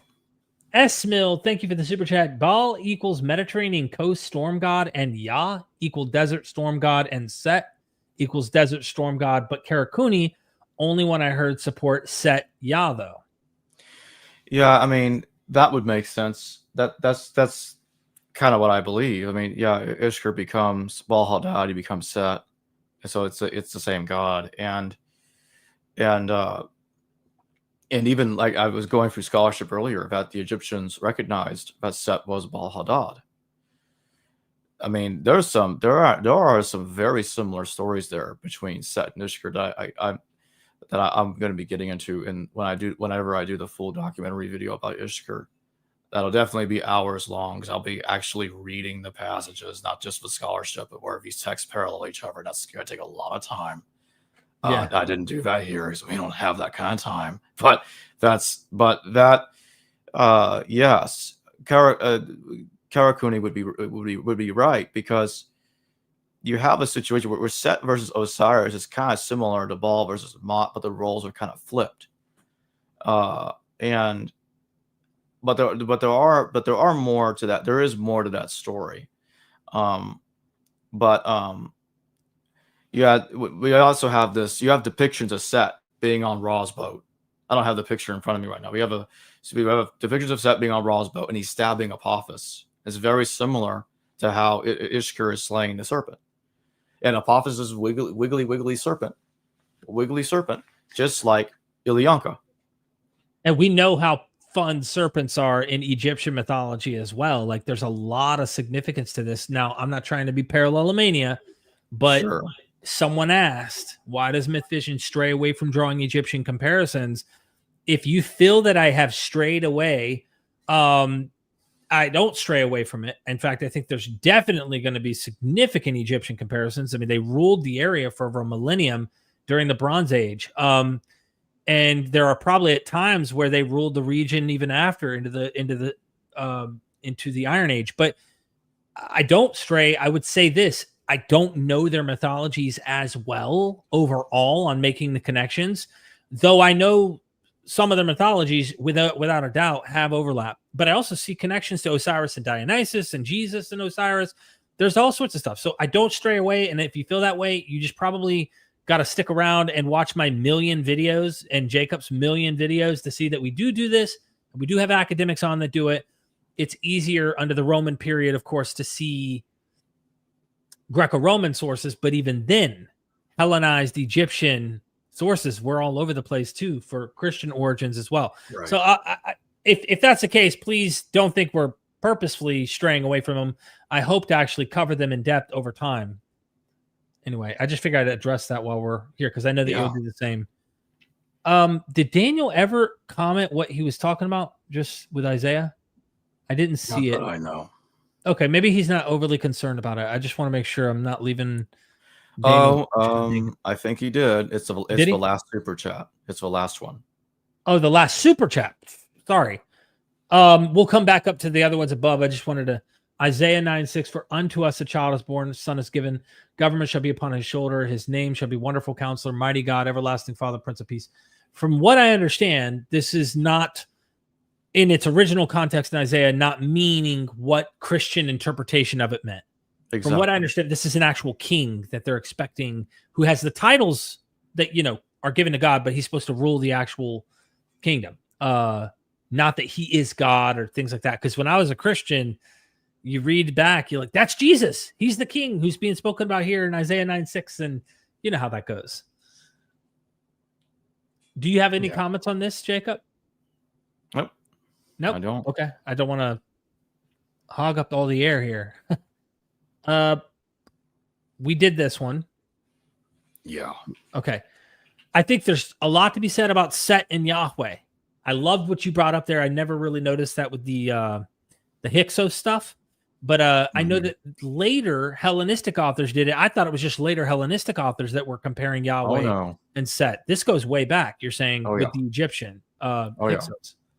Okay. It's very old. Long history. Okay. Warlight, thank you for the super chat. Is Jesus equal Mithra, or did Jesus gain Mithra traits? I don't really buy the Jesus Mithra connections. There probably might be a couple of real similarities, but unfortunately there was a lot of pseudo scholarship done on that, a lot of false parallels, especially zeitgeist nonsense between Mithra and Jesus. That kind of perverted the waters there and genuine attempts to show any connection between the two. So I have no comment on that. I think there are definite parallels that you're going to find, but you'll find that because they are also commonly doing the same stuff. That's my point. It's not, it's minute parallels. It's not major unique ones. Yeah, I think there is a Mithras bull that has an inscription on it, but then again, you're going through loops to try and see there's parallels there. Yeah. And I can't remember, it's like Sanskrit. The wording on it is Sanskrit. But he's slaying the cosmic bull, but the cosmic bull is Dionysus. It is the same God that I would parallel with Jesus. So there are parallels. Whether Christianity looked to Mithraism and said, I'm going to imitate, I don't necessarily know. I don't know any way to prove that. I would just say they're all coming out of a similar stream of thought during a similar period. And one didn't necessarily have to look at the other's homework to write up their theology. I think it was just in the air at the time. And of course, maybe borrowing, but there's no way to prove it, I don't think. Warlight, thank you for the super chat again. Is Yahweh equals Baal, or did Ea La gain Baal's traits? Do you understand this? Yeah, I was kind of talking about this earlier where, again, I think it's Baal Hadad, and he's, to a degree, he might be he's taking over titles and names of God, of other gods that are very similar. As that might sound like that, but again, it's the point that I'm making earlier is notice that the parallels. Yahweh is not a conflation of several gods, not completely. Most of his stories, or many of his major stories, are derived from Ishkur. That's what I was trying to show earlier. Mm-hmm. They're concentrated on Ishkur, so much so that to me, it's more than just imitation. There's something going on here. There's something very seriously going on here between Yahweh and Ishkur. And to me, just saying that, oh, Yahweh was Yam, a god that got defeated in the Baal cycle, is somehow him. That doesn't make sense to me. But if it's Baal Hadad, and if the Hebrew Bible is a continuity of the story of Baal slaying the 70 sons of El, that makes sense to me. Yeah. By the way, the way you worded that made it sound like you think that maybe Giovanni Garbini is suggesting that Yahweh and Yam are the same. No, his argument is Right. that I Yah get is that. not Yam. I get That that. these other scholars are trying to say that my son is Yah. El saying that my son is Yah is Yam, because they don't want Yahweh in his argument to have been from the north. They demand that Yahweh came from the south, is his point, and he says every attempt, he just says, doesn't seem to make the best sense out of it. But your point, I think that whatever your position on that is irrelevant, because your point is like narratives that we do have between Baal Hadad and Yahweh are so similar, meaning Baal Hadad, Ishkur, they're so similar that you have to explain the data on either two principles. One, evolve to adapt these narratives, or two, they're really one and the same deity. And then they broke off with identifying one called Yahweh and identifying the others Baal Hadad. And so just making sure the new viewers who are popping in have an understanding of what you're trying to do. Sure, and the Yahweh thing, there may be another explanation for it, because I'm not positive. I think there was a conflation involving Yahweh in during the Hyksos period, but I have to look into that further. I don't want to specify too much what that is yet. Interesting. Yeah, let me know. Hey, we'll do a follow-up. You know what I mean? Yeah, definitely. I love talking about this old stuff here. Daniel Kyle, Isaiah 9:6. We already addressed this. Okay. Avaros in the house. Thank you so much for the super chat. In Arabia, the highest god, Al-Ilah, was Hubal, probably Hu-Baal, whose symbol was crescent moon, which looks like bull horns. Any Hubal Yahweh link? That's interesting. I would like to double check the Quran to make sure Hubal wasn't mentioned as a false god. But I have heard Hubal sounding like Baal before. That's not news to me. But to be on the safe side, I don't want to comment on that further right now. So Avaros is a friend on Facebook. Avaros, write me if you have any sources or more interesting follow-up stuff. I'll send to Jacob, or I'll connect you with him. Either way. Thank you so much, brother. Yeah, Solera Knight again in the house. In Mammon we trust, to pay for power electricity. Yeah. Okay. Thanks so much, Solera. And then Doc Plurimonat, Kenite hypothesis. Moses meets Yahweh via Midianite cult. Israel's one God, just a southern Baal variant adopted by ex-Egyptian hill tribes. Yeah, I don't buy that. Honestly, I thought the Kenite hypothesis, I am familiar with it. I thought it was really weak and seriously lacking in evidence. So I was not impressed with that argument. I was very underwhelmed. And quite frankly, it explains almost nothing about the narratives of Yahweh deriving from Baal Hadad. That theory doesn't address it. That doesn't even come close. So Yeah, I wanted to give a shameless plug to my buddy here, Inquisitive Bible Reader. He's got a really cool YouTube channel as well, but he also has a blog, Is That in the Bible? And he brings up the Kenite hypothesis, of course, and meeting Yahweh again for the first time. Of course, there's some weird crap happening in Exodus, as we talked about earlier, where your ancestors knew me as El Shaddai, right? And what's weird is you go to Genesis, and it literally actually has Yahweh talking with Seth and Enoch and Abraham. So it makes no narrative sense that Exodus would say your ancestors, Abraham, Isaac, and Jacob, they knew me as El Shaddai. Well, that's weird, because when you read in Genesis where Abraham, Isaac, and Jacob are communicating with God, he's called Yahweh. So what the heck's going on here? But there's a lot of interesting like Midianite connection stuff he goes into.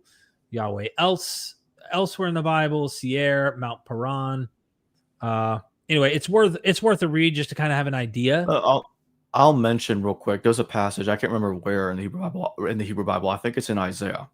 And this is why we have to be careful with the Kenite stuff and the other location hypothesis for Yahwistic origins, because there's a passage where Yahweh was put into Yahweh's mouth. He says something like to the effect of, the Assyrians were once my people, the Egyptians were once my people. He actually says this, something like that in the Hebrew Bible. I'm like, wait a minute.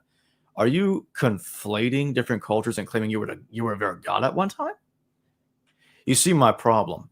So that's why the Hebrew Bible does that, where it's like, God was their God at one time. God was their God at one time. Right. People don't really realize that. Like, that's why we got to be very careful. And that's why I care more about the narratives, the origin of the narratives. That, to me, gives me a more likely answer than trying to play this game of Yahweh came from completely this culture or that culture. It doesn't really work like that. Is it safe to say that you're saying it's easier to deal with narrative structures that are patterned and parallel easier than it is to take a reference, say, the sea peoples worship me and Egyptians worship me, and you're like, because I've actually heard scholars give two positions, right?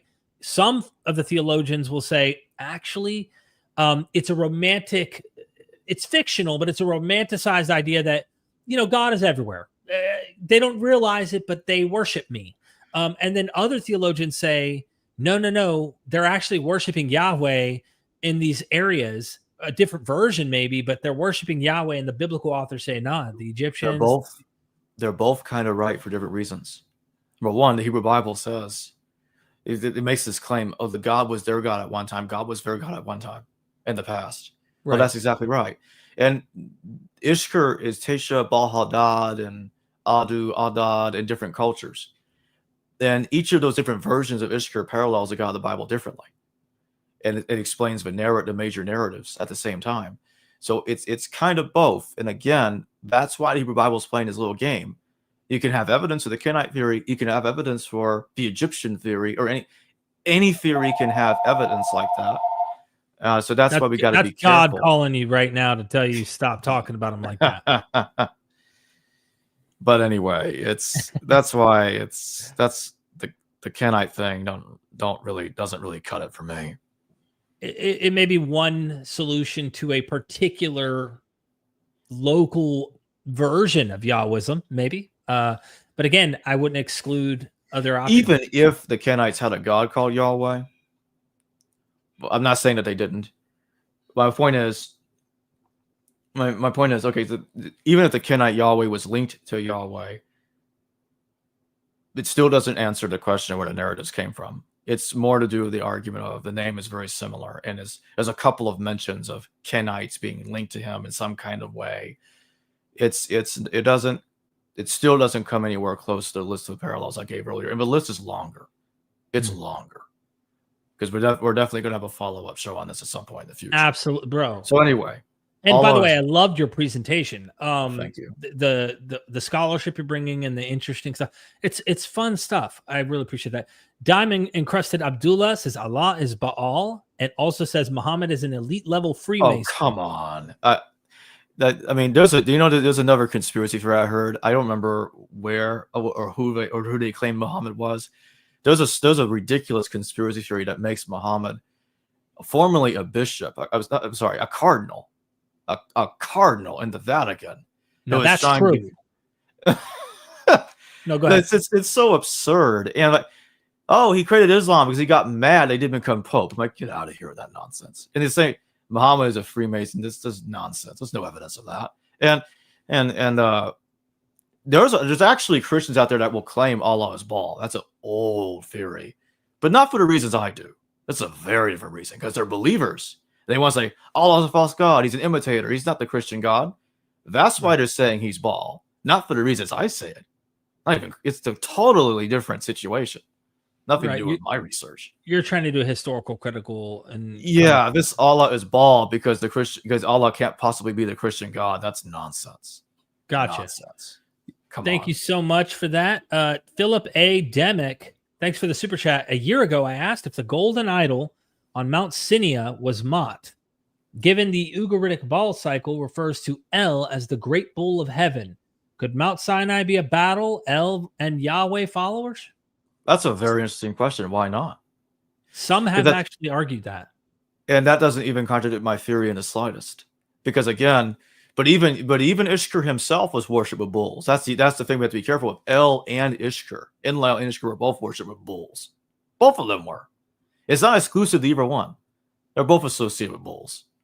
I'm pretty sure. We can get in the weeds, but Dionysus Well, was also remember, associated Enlil with himself bulls. was worshipped with bulls in Samaria. Let me correct myself. I don't remember on that, but El definitely was.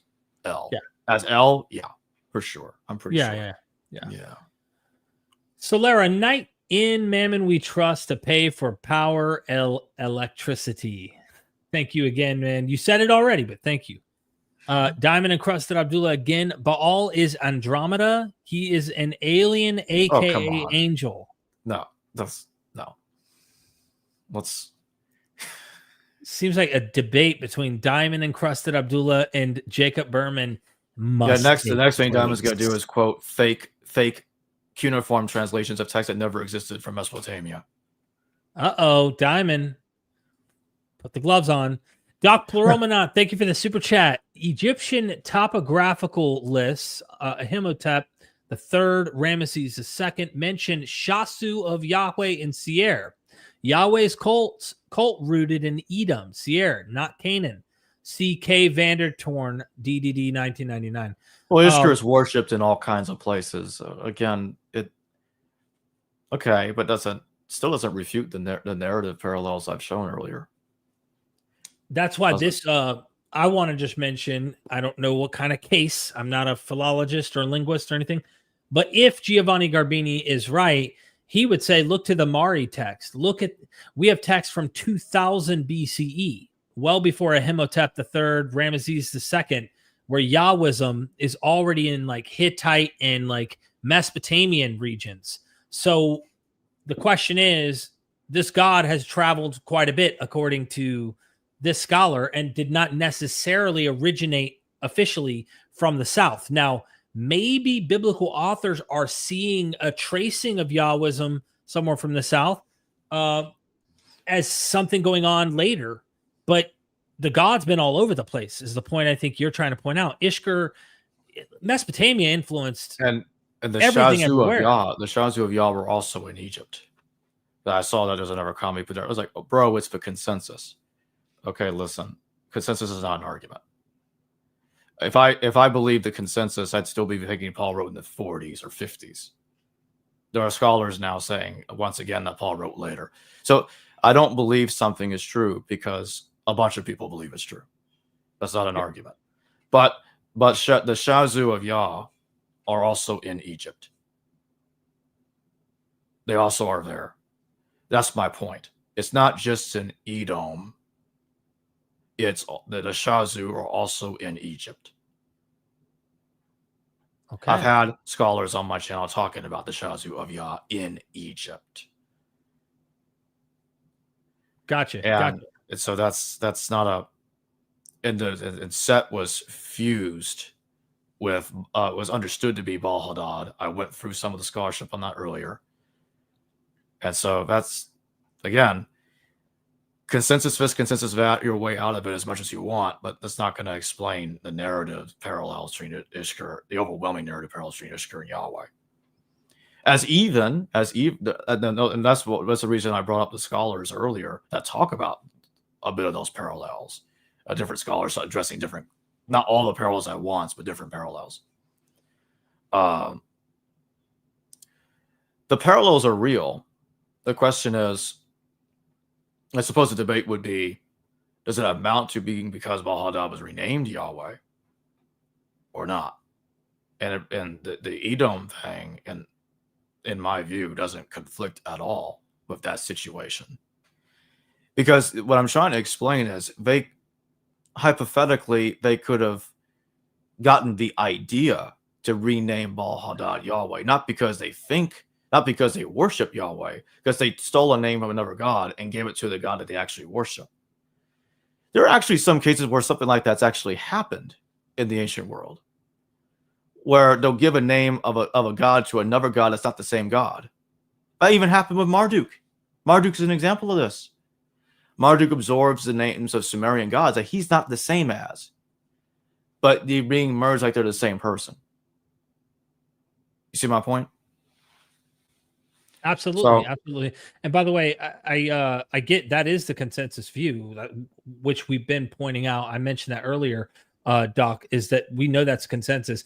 I think it's interesting to check out like Garbini, what Jacob's suggesting, which is a little different than Garbini here, but it's in the vein that Yahweh was not necessarily this exclusively only coming from the south kind of deity, but rather may have been a continuation in a long tradition from Ishkur in Mesopotamia, particularly with what Jacob's saying, Ishkur Baal Hadad.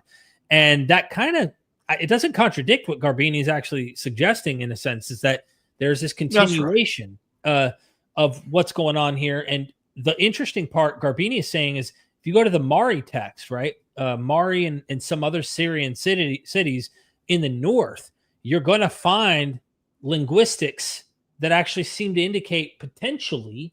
The only unfortunate part is I haven't looked at them myself as to see is there a narrative attached to these, but maybe the god's name is already floating around. And he argues that very point by suggesting that El says in the Baal cycle, that is north, during the Canaanite Bronze Age period, that the name of my son is Yal. And so Garbini thinks this is actually talking about Yahweh, whereas other scholars later come along and try to suggest they think it is Yam, not not Yahweh, right? So anyway, consensus definitely sides with what he's suggesting, but we also like to hunt those cutting edge scholarship to think a little bit of going, maybe it wasn't initially only in the South. And look, I'm open to all positions. I'm open to them being correct. I'm open to explanations, but I'm not going to close off when we don't have any clear absolute proof of any of it. So, that's just my little 2 cents there for what it's worth.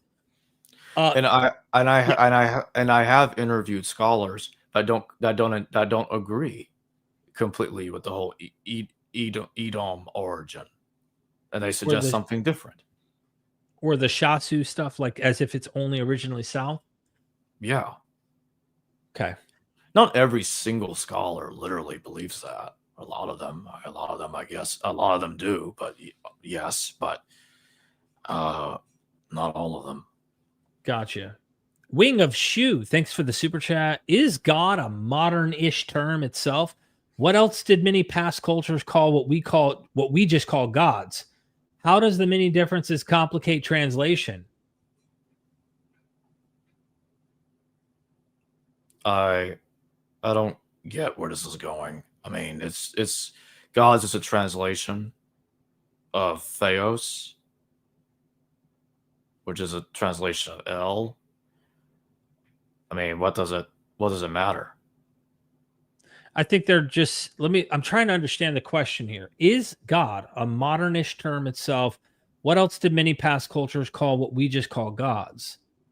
How do the many, it's a little difficult for me to decipher exactly what they're asking here. Maybe the chat can help me a little, or Wing of Shoe can follow up with a little more detail.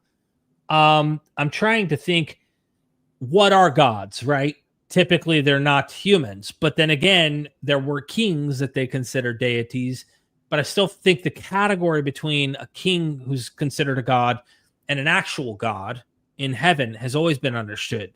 Or at least see in written history to have been a different level of where they are and how they are playing a role. And I imagine natural, if I'm answering the question, I hope, help me out here.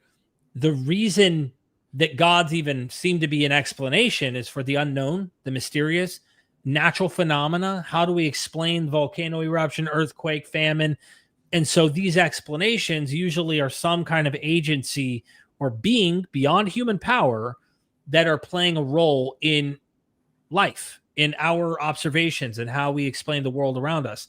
So I think gods come into roles like that. And of course, so do stars playing roles as gods, moon, sun, all of these things become deities or perceived that way. So I don't know if I'm answering the question here, but I feel like that's where it's at. Now, as far as the different translation, I think when everyone today just calls it God, that can confuse people, right? Jacob is, someone, they go, well, that's my God. Someone might be polytheist. They have several gods. And so, but I don't know if I'm answering this properly. That's all right. Let's get to the next one. Okay. I tried. Wing, I tried. Yeah. GD, thanks for the super chat. Traces of Yahweh and sea gods, Poseidon, Mot, etc. I find it interesting that Poseidon's trident is in the shape of Psi, the breath or soul imbued to Adam in Genesis. Okay, I've never heard of that. I'm not sure what to think of that. So I don't have a comment. Do you have any scholarly sources? I'd love to look into that a little more, or anything that if you could email me, that would be cool to see something like that. I'd be like, huh? Is someone in the ancient world recognizing some of this stuff? I like stuff like that. Thank you so much, GD. Daniel Kyle, again with the super chat. How many versions of Yahweh have merged? A god of the mountains, a god of the storm, metallurgical, a god creation, etc. I'm going to bring a point up that another point I want to respond against via the Canaanite hypothesis, and that is, okay, and that's everything that we have to, saying it's consensus. Well, they're also admitting it's a hypothesis. They're not even sure themselves. So first off, there are scholars that thought that Yahweh is mentioned in Hittite text. There are scholars that thought Yahweh was actually mentioned in Egyptian text, if you look hard enough, because they make connections to Yahweh and Yah, the moon god, although that's not frequently suggested. Mm-hmm. The thing is, let's pretend that I must believe the Kenite thing or I'm a heretic. Well, then we need to disregard all evidence that El is Yahweh's father. Because El is also a Canaanite deity. And it's widely understood that Yahweh was originally El's son, and El's in the Canaanite religion. El is in the Hittite religion. El is in the Hurrian religion. El is in multiple different cultures. Just like the different theories about Yahweh's origin is associated with similar names in different cultures. Just as Ishkur has different versions of himself in different cultures. That's all I have to say. No, it's an interesting thought experiment. Do you must we suggest that Yahweh is El's son only at some point in the far distant future he decides to infiltrate, and the god who was not local, who was not a natural deity to the region of Canaan, finds his way in, disrupts the pantheon, and just so happens to usurp and become the chief ultimate deity, creator, father god, and all of that? Or was he already naturally in some form of disguise, potentially Baal Hadad, the son of El, and then he was able to usurp his father's throne, which would have been a natural genealogical shift in the religions. Like Marduk was a lesser deity, who then later ends up becoming the chief deity. So, good thought experiment of thinking like, what if, Yahweh also's in these other cultures, similar to how El is already in these other cultures. Oh, he's saying, call it fringe if you want, but the Kenite hypothesis actually explains the data of Moses meeting Yahweh via Jethro, Exodus 18, plus Yahweh's oldest cult centers in Edom Median territory. Oh, so that's where you're going with this. That makes it easier for me to address what you're saying, actually, because there are different versions of Moses. There are different versions of Moses. You look at Hecataeus of Abdera.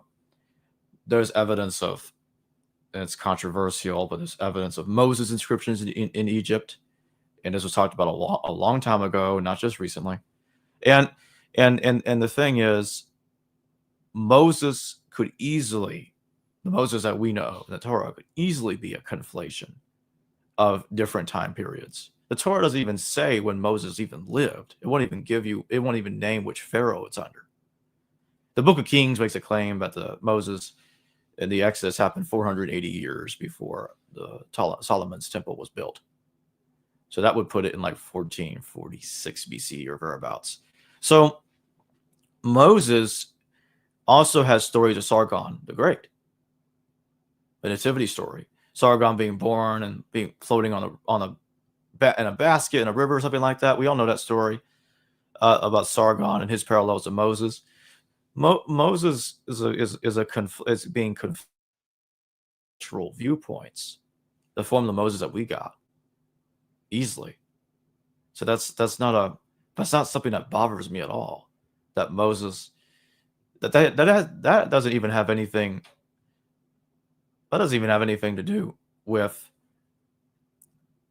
what I'm saying, in my opinion. Yeah, and that's a little off of the super chat here, but I guess at some point, Yahweh having exclusive temples or seeming to be the primary deity, there is a shift, it seems, where the name Yahweh becomes that we have. What if we do find not just the names in ancient texts like Mari and all these other ancient texts that Giovanni Garbini's talking about, but we find actual temples that this is a god who's part of a pantheon, of course, like he claims the Baal cycle is supposedly also having Yahweh in it. What I'm saying is if Giovanni Garbini is correct that Yahweh is in the Baal cycle, what does that do with having southern temples to Yahweh, or having Yahweh as a chief deity there when he's already part of a pantheon in the north? Anyway, I think it should be taken seriously. But yeah, how many versions of Yahweh have emerged? Who knows? I think it's a constant evolution. Yeah. And he says, and really what Doc Pleroma is also saying, if even Moses is competing versions, why panic when Yahweh does? I'm not panicking when Yahweh does. The Canaanite Midianite theory Midianite tradition isn't fringe. It's baked into one of those very versions. But that's fine, and it still doesn't contradict what I'm saying at all. There could be different versions of Yahweh, or there could have been a couple of different gods of a very similar name that are being thought of as Yahweh. It's not a big deal. It's the narratives. The narratives are being derived largely from Baal Hadad. And to me, the way I look at it is Baal Hadad is absorbing the attributes. He's being merged with those attributes in the Torah. That's the way I look at it. So maybe I came off the wrong way earlier. I don't know. But to me, it doesn't really contradict what I'm saying anyway. Yeah, I definitely think there's competing Yahwistic Sure, traditions. why not? Yeah. Allah is Baal. Hubal is the chief god. Kaaba, Mecca.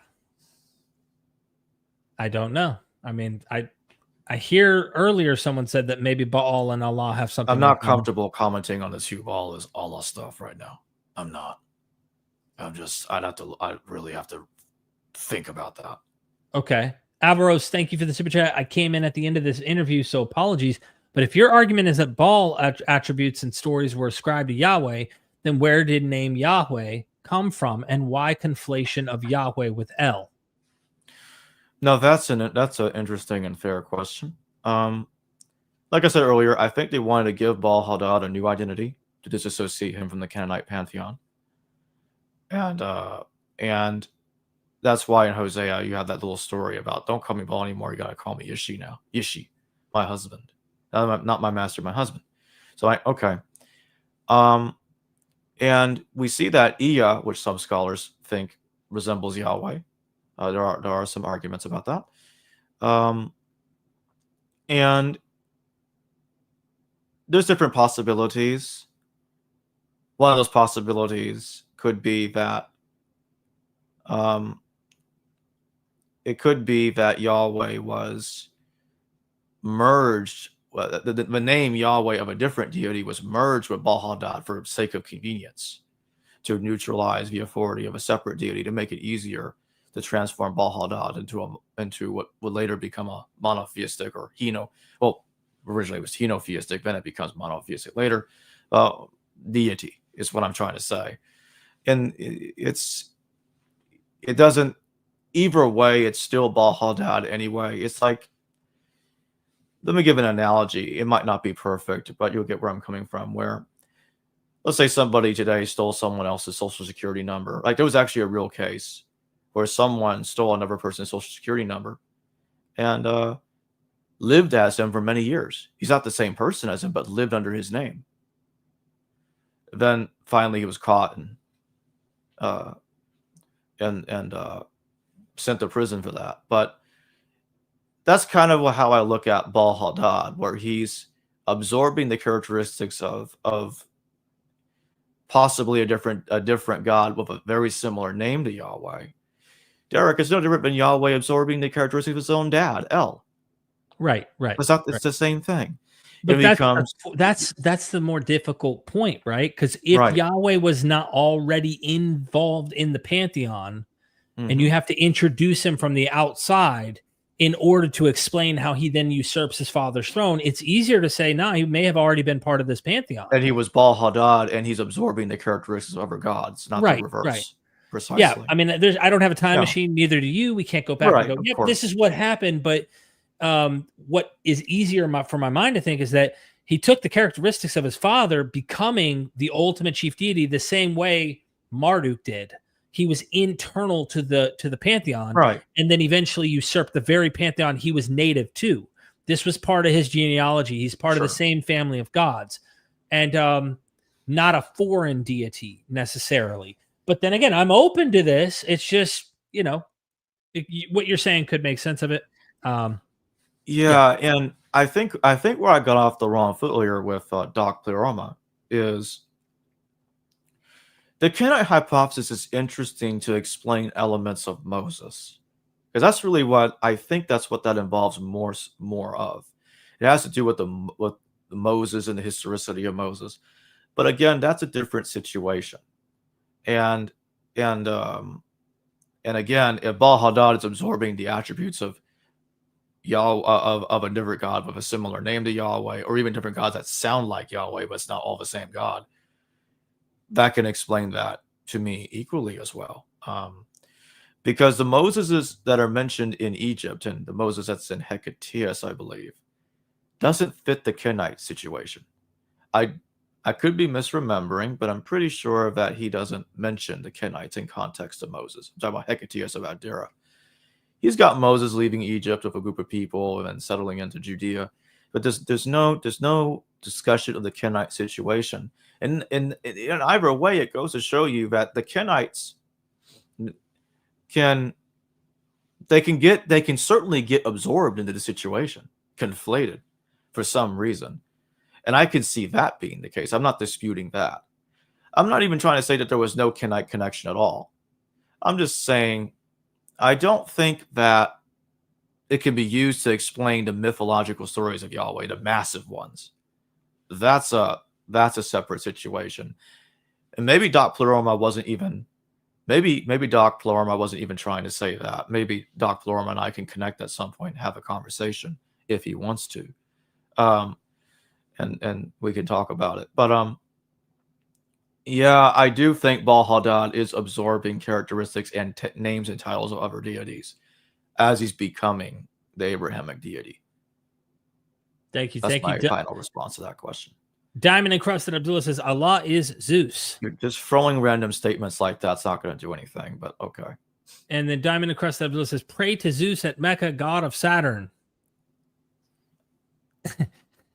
Thank you so much, Kevin, for the super chat again. Thank you. If Nag Hammadi and Hamadan are Hamitic references, is it possible Yam is a composite of Yahweh and Ham, just like Romulus, Rome, Romance, Romanian are related?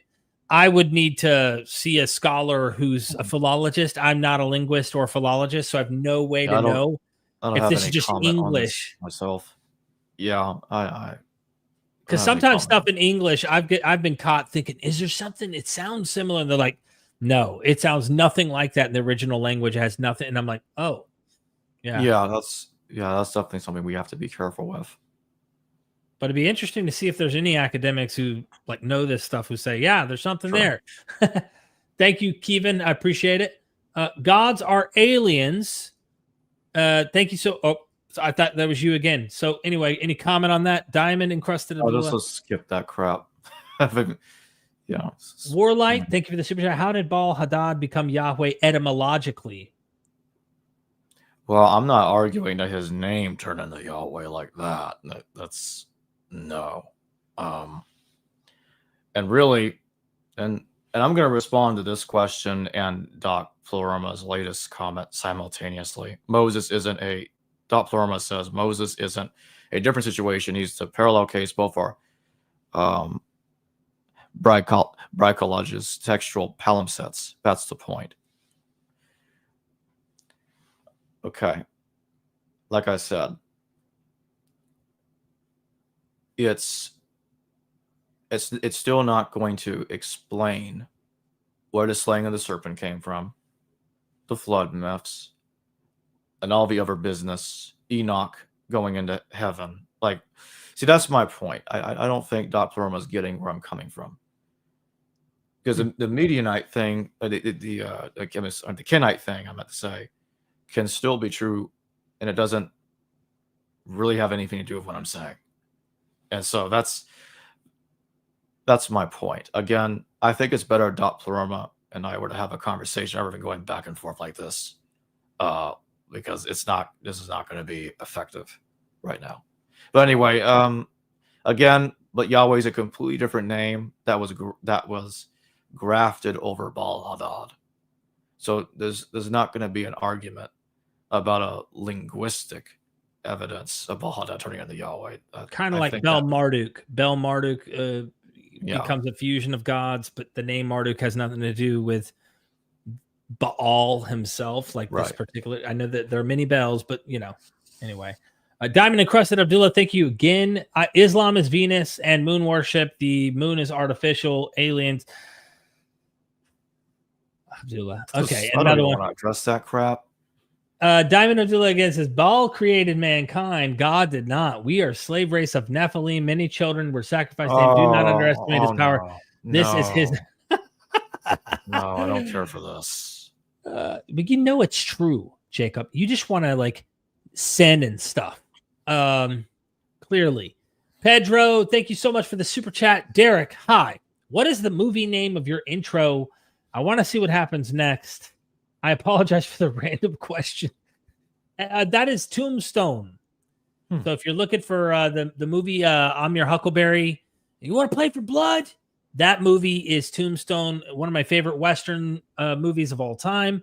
Kurt Russell plays in it. Val Kilmer plays it. I mean, you have an excellent lineup of brilliant actors in that.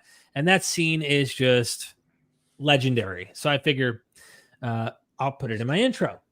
That's where it comes from. Pedro, thank you so much for the super chat. I just wanted to knock all those out. Jacob, I sorry pushing through these supers, man. We got through them all.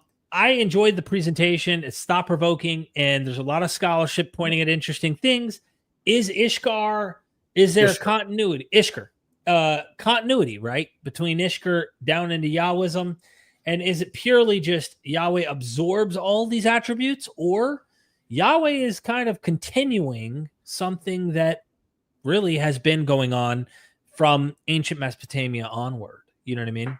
Right. Yeah. I mean, you see with the Hittites, you talk about Kumarbi and all these various deities in their pantheon. Mm-hmm. You see it with Mesopotamia, all of these mythologies. And then we get to Canaan. According to Giovanni, he thinks Yahweh is being mentioned. Others don't. Sure. And then people say, no, this God just comes in. And this is the $1 million question. Even when I interview, or if not, I haven't interviewed yet, but I've read the articles and have spoken on the phone with, what is his name? Nisam Amzalog, who has the metallurgical explanation that Yahweh was a metallurgical deity from the south, and that he, through trade, through metal objects, and this gets into alchemy and ancient kind of, melting of metals, was like a human who could do that and create objects out of melting metals was seen as someone with magical abilities. That Yahwism, he believes, started in the south and moved all the way into the Aegean through trade. And he thinks that at some point during the Iron Age, Israel needed these metals, and they were very influential. So this cult infiltrated, and that's how he explains how Yahweh became supremely worshipped in this region. But is Yahweh an outsider that infiltrates and then usurps this pantheon? And how common? This is another interesting question. How common would a foreign deity that is not local to the land come into a land and then become the chief deity of that entire pantheon, absorb like a leech or suck like a vampire all of the powers away from all the deities, then exclude every single deity that existed in the pantheon to be the only one? Like, I don't know how common that would be. Is it more likely he's natural there, or he came from the outside? I don't know. Well, again, now that kind of contradicts the Yah theory about canon, because in fact, I just remembered there's a couple of scholars. I think there's a couple of scholars. I could be misremembering, but I think there's a couple of scholars that actually argue that Yahweh is Yam, literally. Really? Yes, but it's not a well-known argument. But Okay. it's like, well, Yahweh is a sea god. You see, Yam's a sea god, and that's the thing. So like that would conflict with metallurgy theory. I've heard of the metallurgy theory before. It's interesting, but it doesn't explain the bulk of where these myths came from. And that's really the point I was making earlier. Is like, let's say the whole Canaanite theory is true, exactly the way that's presented. And there's a Yahweh over there, and the Moses tradition is tied there much more strongly. Okay, but the issue is that still doesn't explain why the major narratives came in from Baal Hadad. So let me say this: how would we know that Baal Hadad, the worshippers of Baal Hadad, didn't? Let's just say this. I'm not saying I believe this, but let's pretend this happened. What if Baal Hadad's worshippers, or the Jews that worship Baal Hadad, stole the identity of the Yahweh of the Kenites and gave Baal Hadad that name, which would explain all which would incorporate the Kenite theory with the larger mythology of Yahweh coming from Baal Hadad? It could easily have happened that way. Again, I used the identity theft analogy earlier. Stealing someone's social security number analogy. It's, in a way, I do think something like that probably happened, because Yahweh is it's a very different name, and there are arguments from scholars about Yahweh's resembling Ea, kind of giving Yahweh possibly a Hittite origin. It's again, I'm probably not expressing all of this completely accurately, but these kind of theories do exist. And Doc Florima said, apologies, I sounded more like a reviewer, #2, than a chat participant. Should have engaged his strengths before hammering the gaps. My nature, but it's okay. That's fine. Yeah, just so you know, Doc is an OG MythVision, been in the chat. Yeah. Really, really good questions. Very supportive of what we're doing and critical. And we need that. And so I'm glad people are going, man, that's fine. There's something going on. I do like the metallurgical explanation. The metallurgy part does help explain anomalies in the Exodus narrative, with Aaron melting down the gold and creating a calf, and there are elements about it that you can see and go, whoa. But like you said, there's mythic narratives that go, so there, I feel like there's just so much coming in from possibly various sources. And Nisa Mamzalog, who speaks a completely different language, I think French, told me I need to translate his book using AI into English, but he's like, Derek, on the phone, he has very broken English. It's hard to understand. He's like, you really need to look in Egypt. You need to look at my new book. I found and identified so much with Yahweh, even with like some of the metallurgical gods of these other places. Like, I believe I pulled up a list here just so I'm, Ta, right? And Khnum from Egypt. There's Kather Wahasis or Hawath. I was just about to mention that. Yep. Yeah, he's a skillful and wise god in the Canaanite religion, patron of artisans, builders, and smithing. And what's interesting, I asked just to see if there's anything to this. There are possible echoes to Cathar in Exodus 31, where Bazalel and Oholiab, butchering the names, Bazalel is filled with the Spirit of God in wisdom, Chachma, understanding, and knowledge, to build the tabernacle. That threefold formula, skillful and wisdom, is strikingly close to Kather Wahasis' title. So there's some stuff that we got to keep digging into, Jacob. And I think you and I are going to have to keep revisiting this stuff. Kofar built the weapons of the gods. He also built Baal's thunderbolt, by the way. Baal Hadad's thunderbolt, according to the Canaanite text. He's basically the same god as Hephaestus, Vulcan, Right. And the equivalent of the Hindu deity Vishvakarma, who also built the weapons of the gods like Indra's, Vajra, Vishnu's weapon. I forgot Vishnu's weapon. Shiva's Trishula, stuff like that. GD, it's just addressing you, thinking he's crazy. I don't remember you. No. They super chatted. Oh, okay. Well, Maybe. I didn't say. I don't think I was trying to say it was crazy earlier. I mean, but it's, or if he might have been talking about another time, because I have been asked this. I believe I've been asked this question before years ago. So I don't know. It's, and Tubal Cain's also, by the way, mentioned in the whole metallurgy context by some. That somebody in the chat just now brought it up. Yep. And Tubal Cain is a biblical character for in the Hebrew Bible for all that. Why did that clarification? Got it. But yeah, it's interesting. Again, Yam is he does sound a little like Yahweh, and like I was saying earlier, I'm completely fine with Baal Hadad being given the identity of the name of another god. It doesn't contradict my conclusion. Again, my argument is that regardless, I don't care where the name Yahweh came from. The Canaanite theory could be true. The Egyptian theory could be true. It doesn't really matter to me. Any of them could be true, and still totally, and I think perfectly fit the Baal Hadad situation. It explains the concentrated, strong parallels to Baal Hadad, one way or another. But I've said that several times in this stream by now. People have sacrificed children to Baal for thousands of years. You liar. Yeah, I know where this is going. I don't lie. This is there is a lot of nonsense about Baal right now on the internet. It's I don't care for it. Okay, Cameron Boutley, forgive me. Why do you think the story switched from the opposer archetype, creating, teaching, saving, to Yahweh El? It's usually Ea, Okeanos, Amiriana, Poseidon, or a serpent telling truth about fruits, no? I don't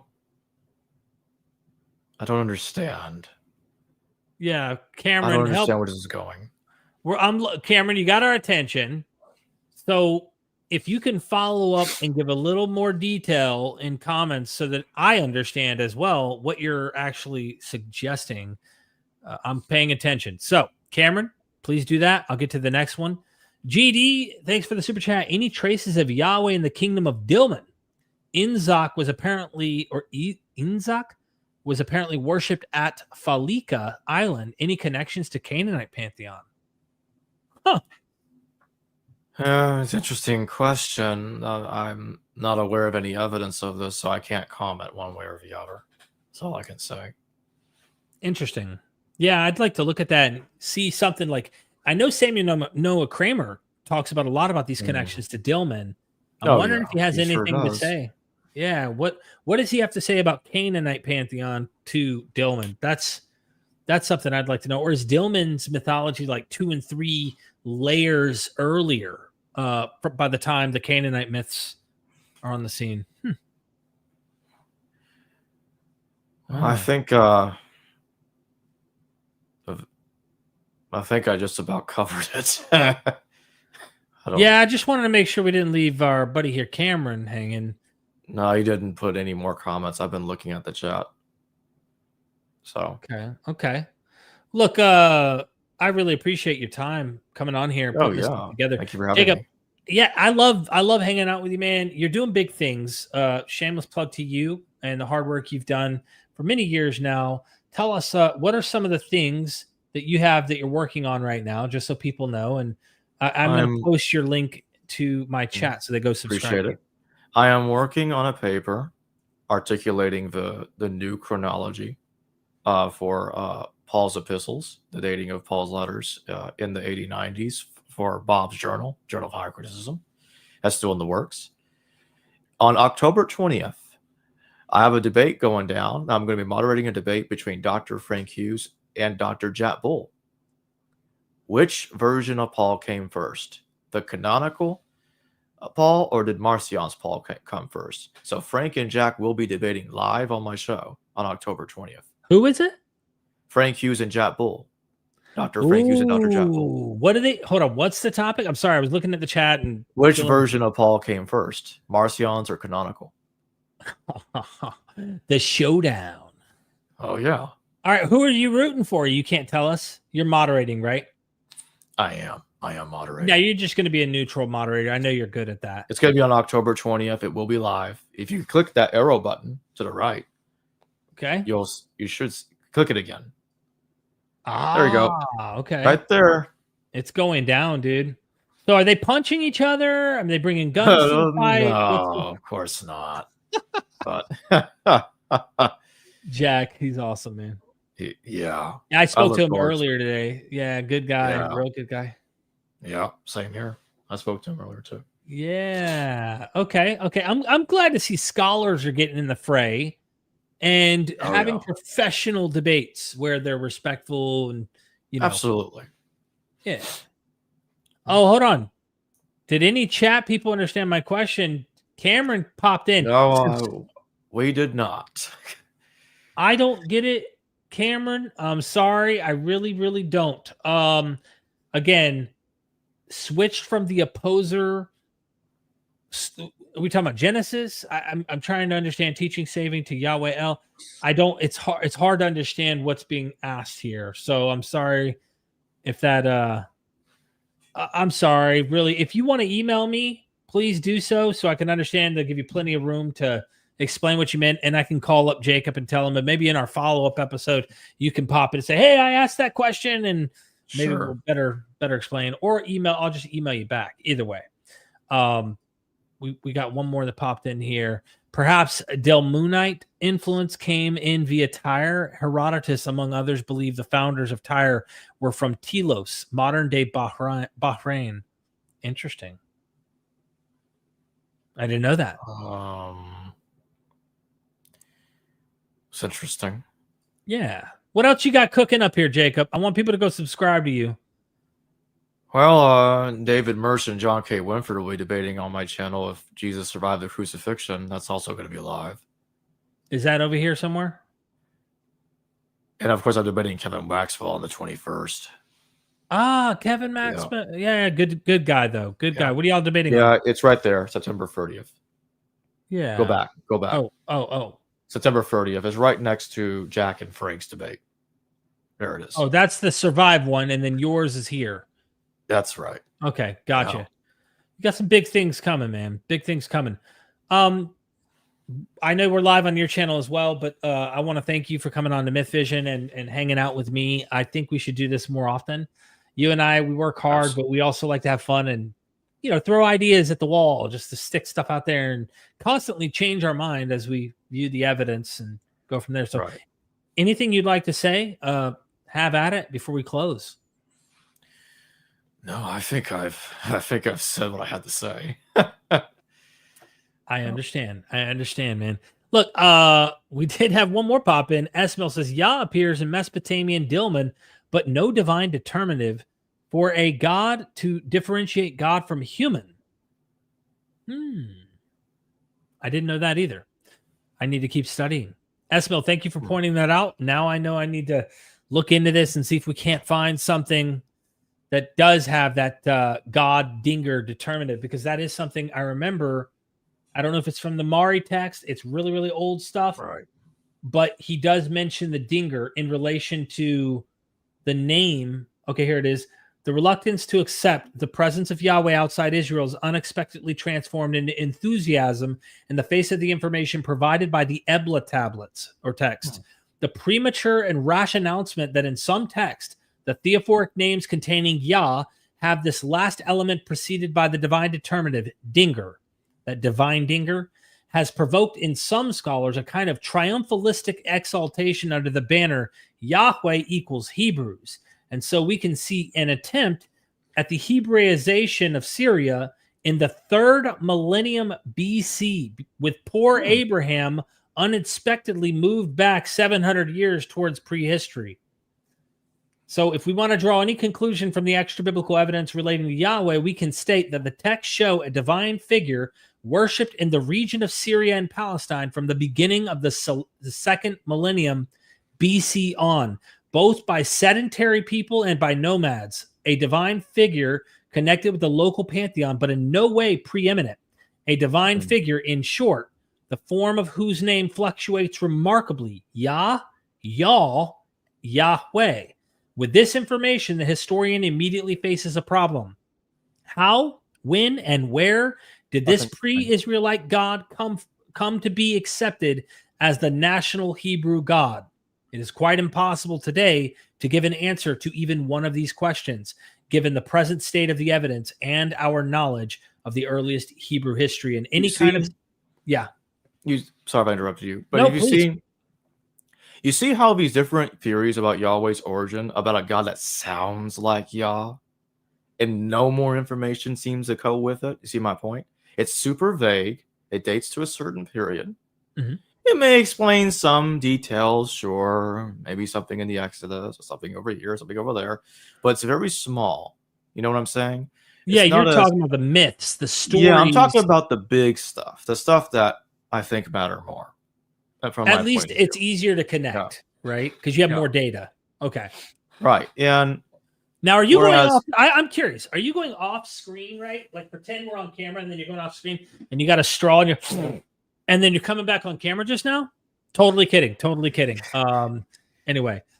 It's like me going... Well, if you want to know, it's because I'm itching a little bit there, and that's I'm kidding. Why. You're being respectful. You know. Yeah, that's why. Yeah. I'm teasing you. I'm having a little fun. Please. That's what's going on. Me and Jacob are buddies, so don't feel. But you got a vague Yahweh. Like, okay, you got a little something. It sounds like Yahweh, sure. Great. And it might be, right? It might be connected, but you can't make a strong case like you're doing. That's what I'm trying to say. It's okay. You don't really get the causality to be explained. It's like, okay, does a God that happens to have a name that's similar to Yahweh, but somewhat similar? Because people argue, actually, that doesn't sound, because that's where this is going to go is you'll have different scholars that will say that sounds like Yahweh. Like, yeah, it sounds like it, but it's not him. You have different arguments as a mess, and they'll spend hours talking about a name sounding like something. Yeah, the name doesn't really do much. Yeah, I get it. That's my point. That's what I'm trying to say. Yeah, thanks, Asmil. And then one more handsome cat came in. You are a handsome cat. Look at that profile picture. Thank you so much. You should host a debate between Jay Dyer and Justin of Deconstruction Zone. Maybe include Planet Peterson and Jim Bob too. Precept versus atheist debate. That'd be a fun debate. I mean, that'd be cool. It's just I get super kind of like annoyed by precept stuff. I could just suppose any deity matches. And in fact, you can make a stronger case, in my opinion, of just tracing some of the oldest gods that predate the God you're particularly making the case for, right? And I would just say, if I could show that your God and the narratives about him is borrowing from these earlier ones, there's a good case to be made that the one before that, if you want to grant all of their claims, the one before that actually best fits the reason, logic makes sense, and the world is something we can actually make sense of. So it's just one of those things that I get irritated of listening to. It's like, God knows, because technically Muslim presuppositionalists could come in and just do the same thing you're doing. And it's like, man, I'd rather arguments from like history or textual arguments and things like that, philosophical, but not these word games. Muslim apologists, they'll try to argue stuff like they'll try to find something in the Quran and try to look at another culture and say, you see, they knew that detail hundreds of years, thousands of years with the Quran. It's validating our faith. And they'll do stuff like that. And be really anachronistic to try to prove the Quran. It's ridiculous. Look, I'm buddies with Justin, and I'm buddies with. Yeah. I'm connected to most of these guys. Jay's the only person I'm not connected with. But I could reach out and see about putting some war together, some absolute skirmish. See what happens. Jacob, love you, man. Before another super chat comes in, because we'll be here all day. Oh yeah, we'll be here forever. Seriously, let's do this again, and let's do it again sometime soon, man. I enjoy your company, and I know that my audience back at you. Yeah, absolutely. Thanks, all right, ladies. Yep, subscribe to Jacob Berman's YouTube channel, History Value. He's doing big stuff over there. Excellent scholarship, and also never forget, we are MythVision. Son, do you want to know what the truth is? After this, there's no turning back. You take the blue pill and you wake up in your bed and believe whatever you want to. You take the red pill and you stay in Wonderland, and I show you just how deep the rabbit hole goes. Remember, all I'm offering is the truth, nothing more.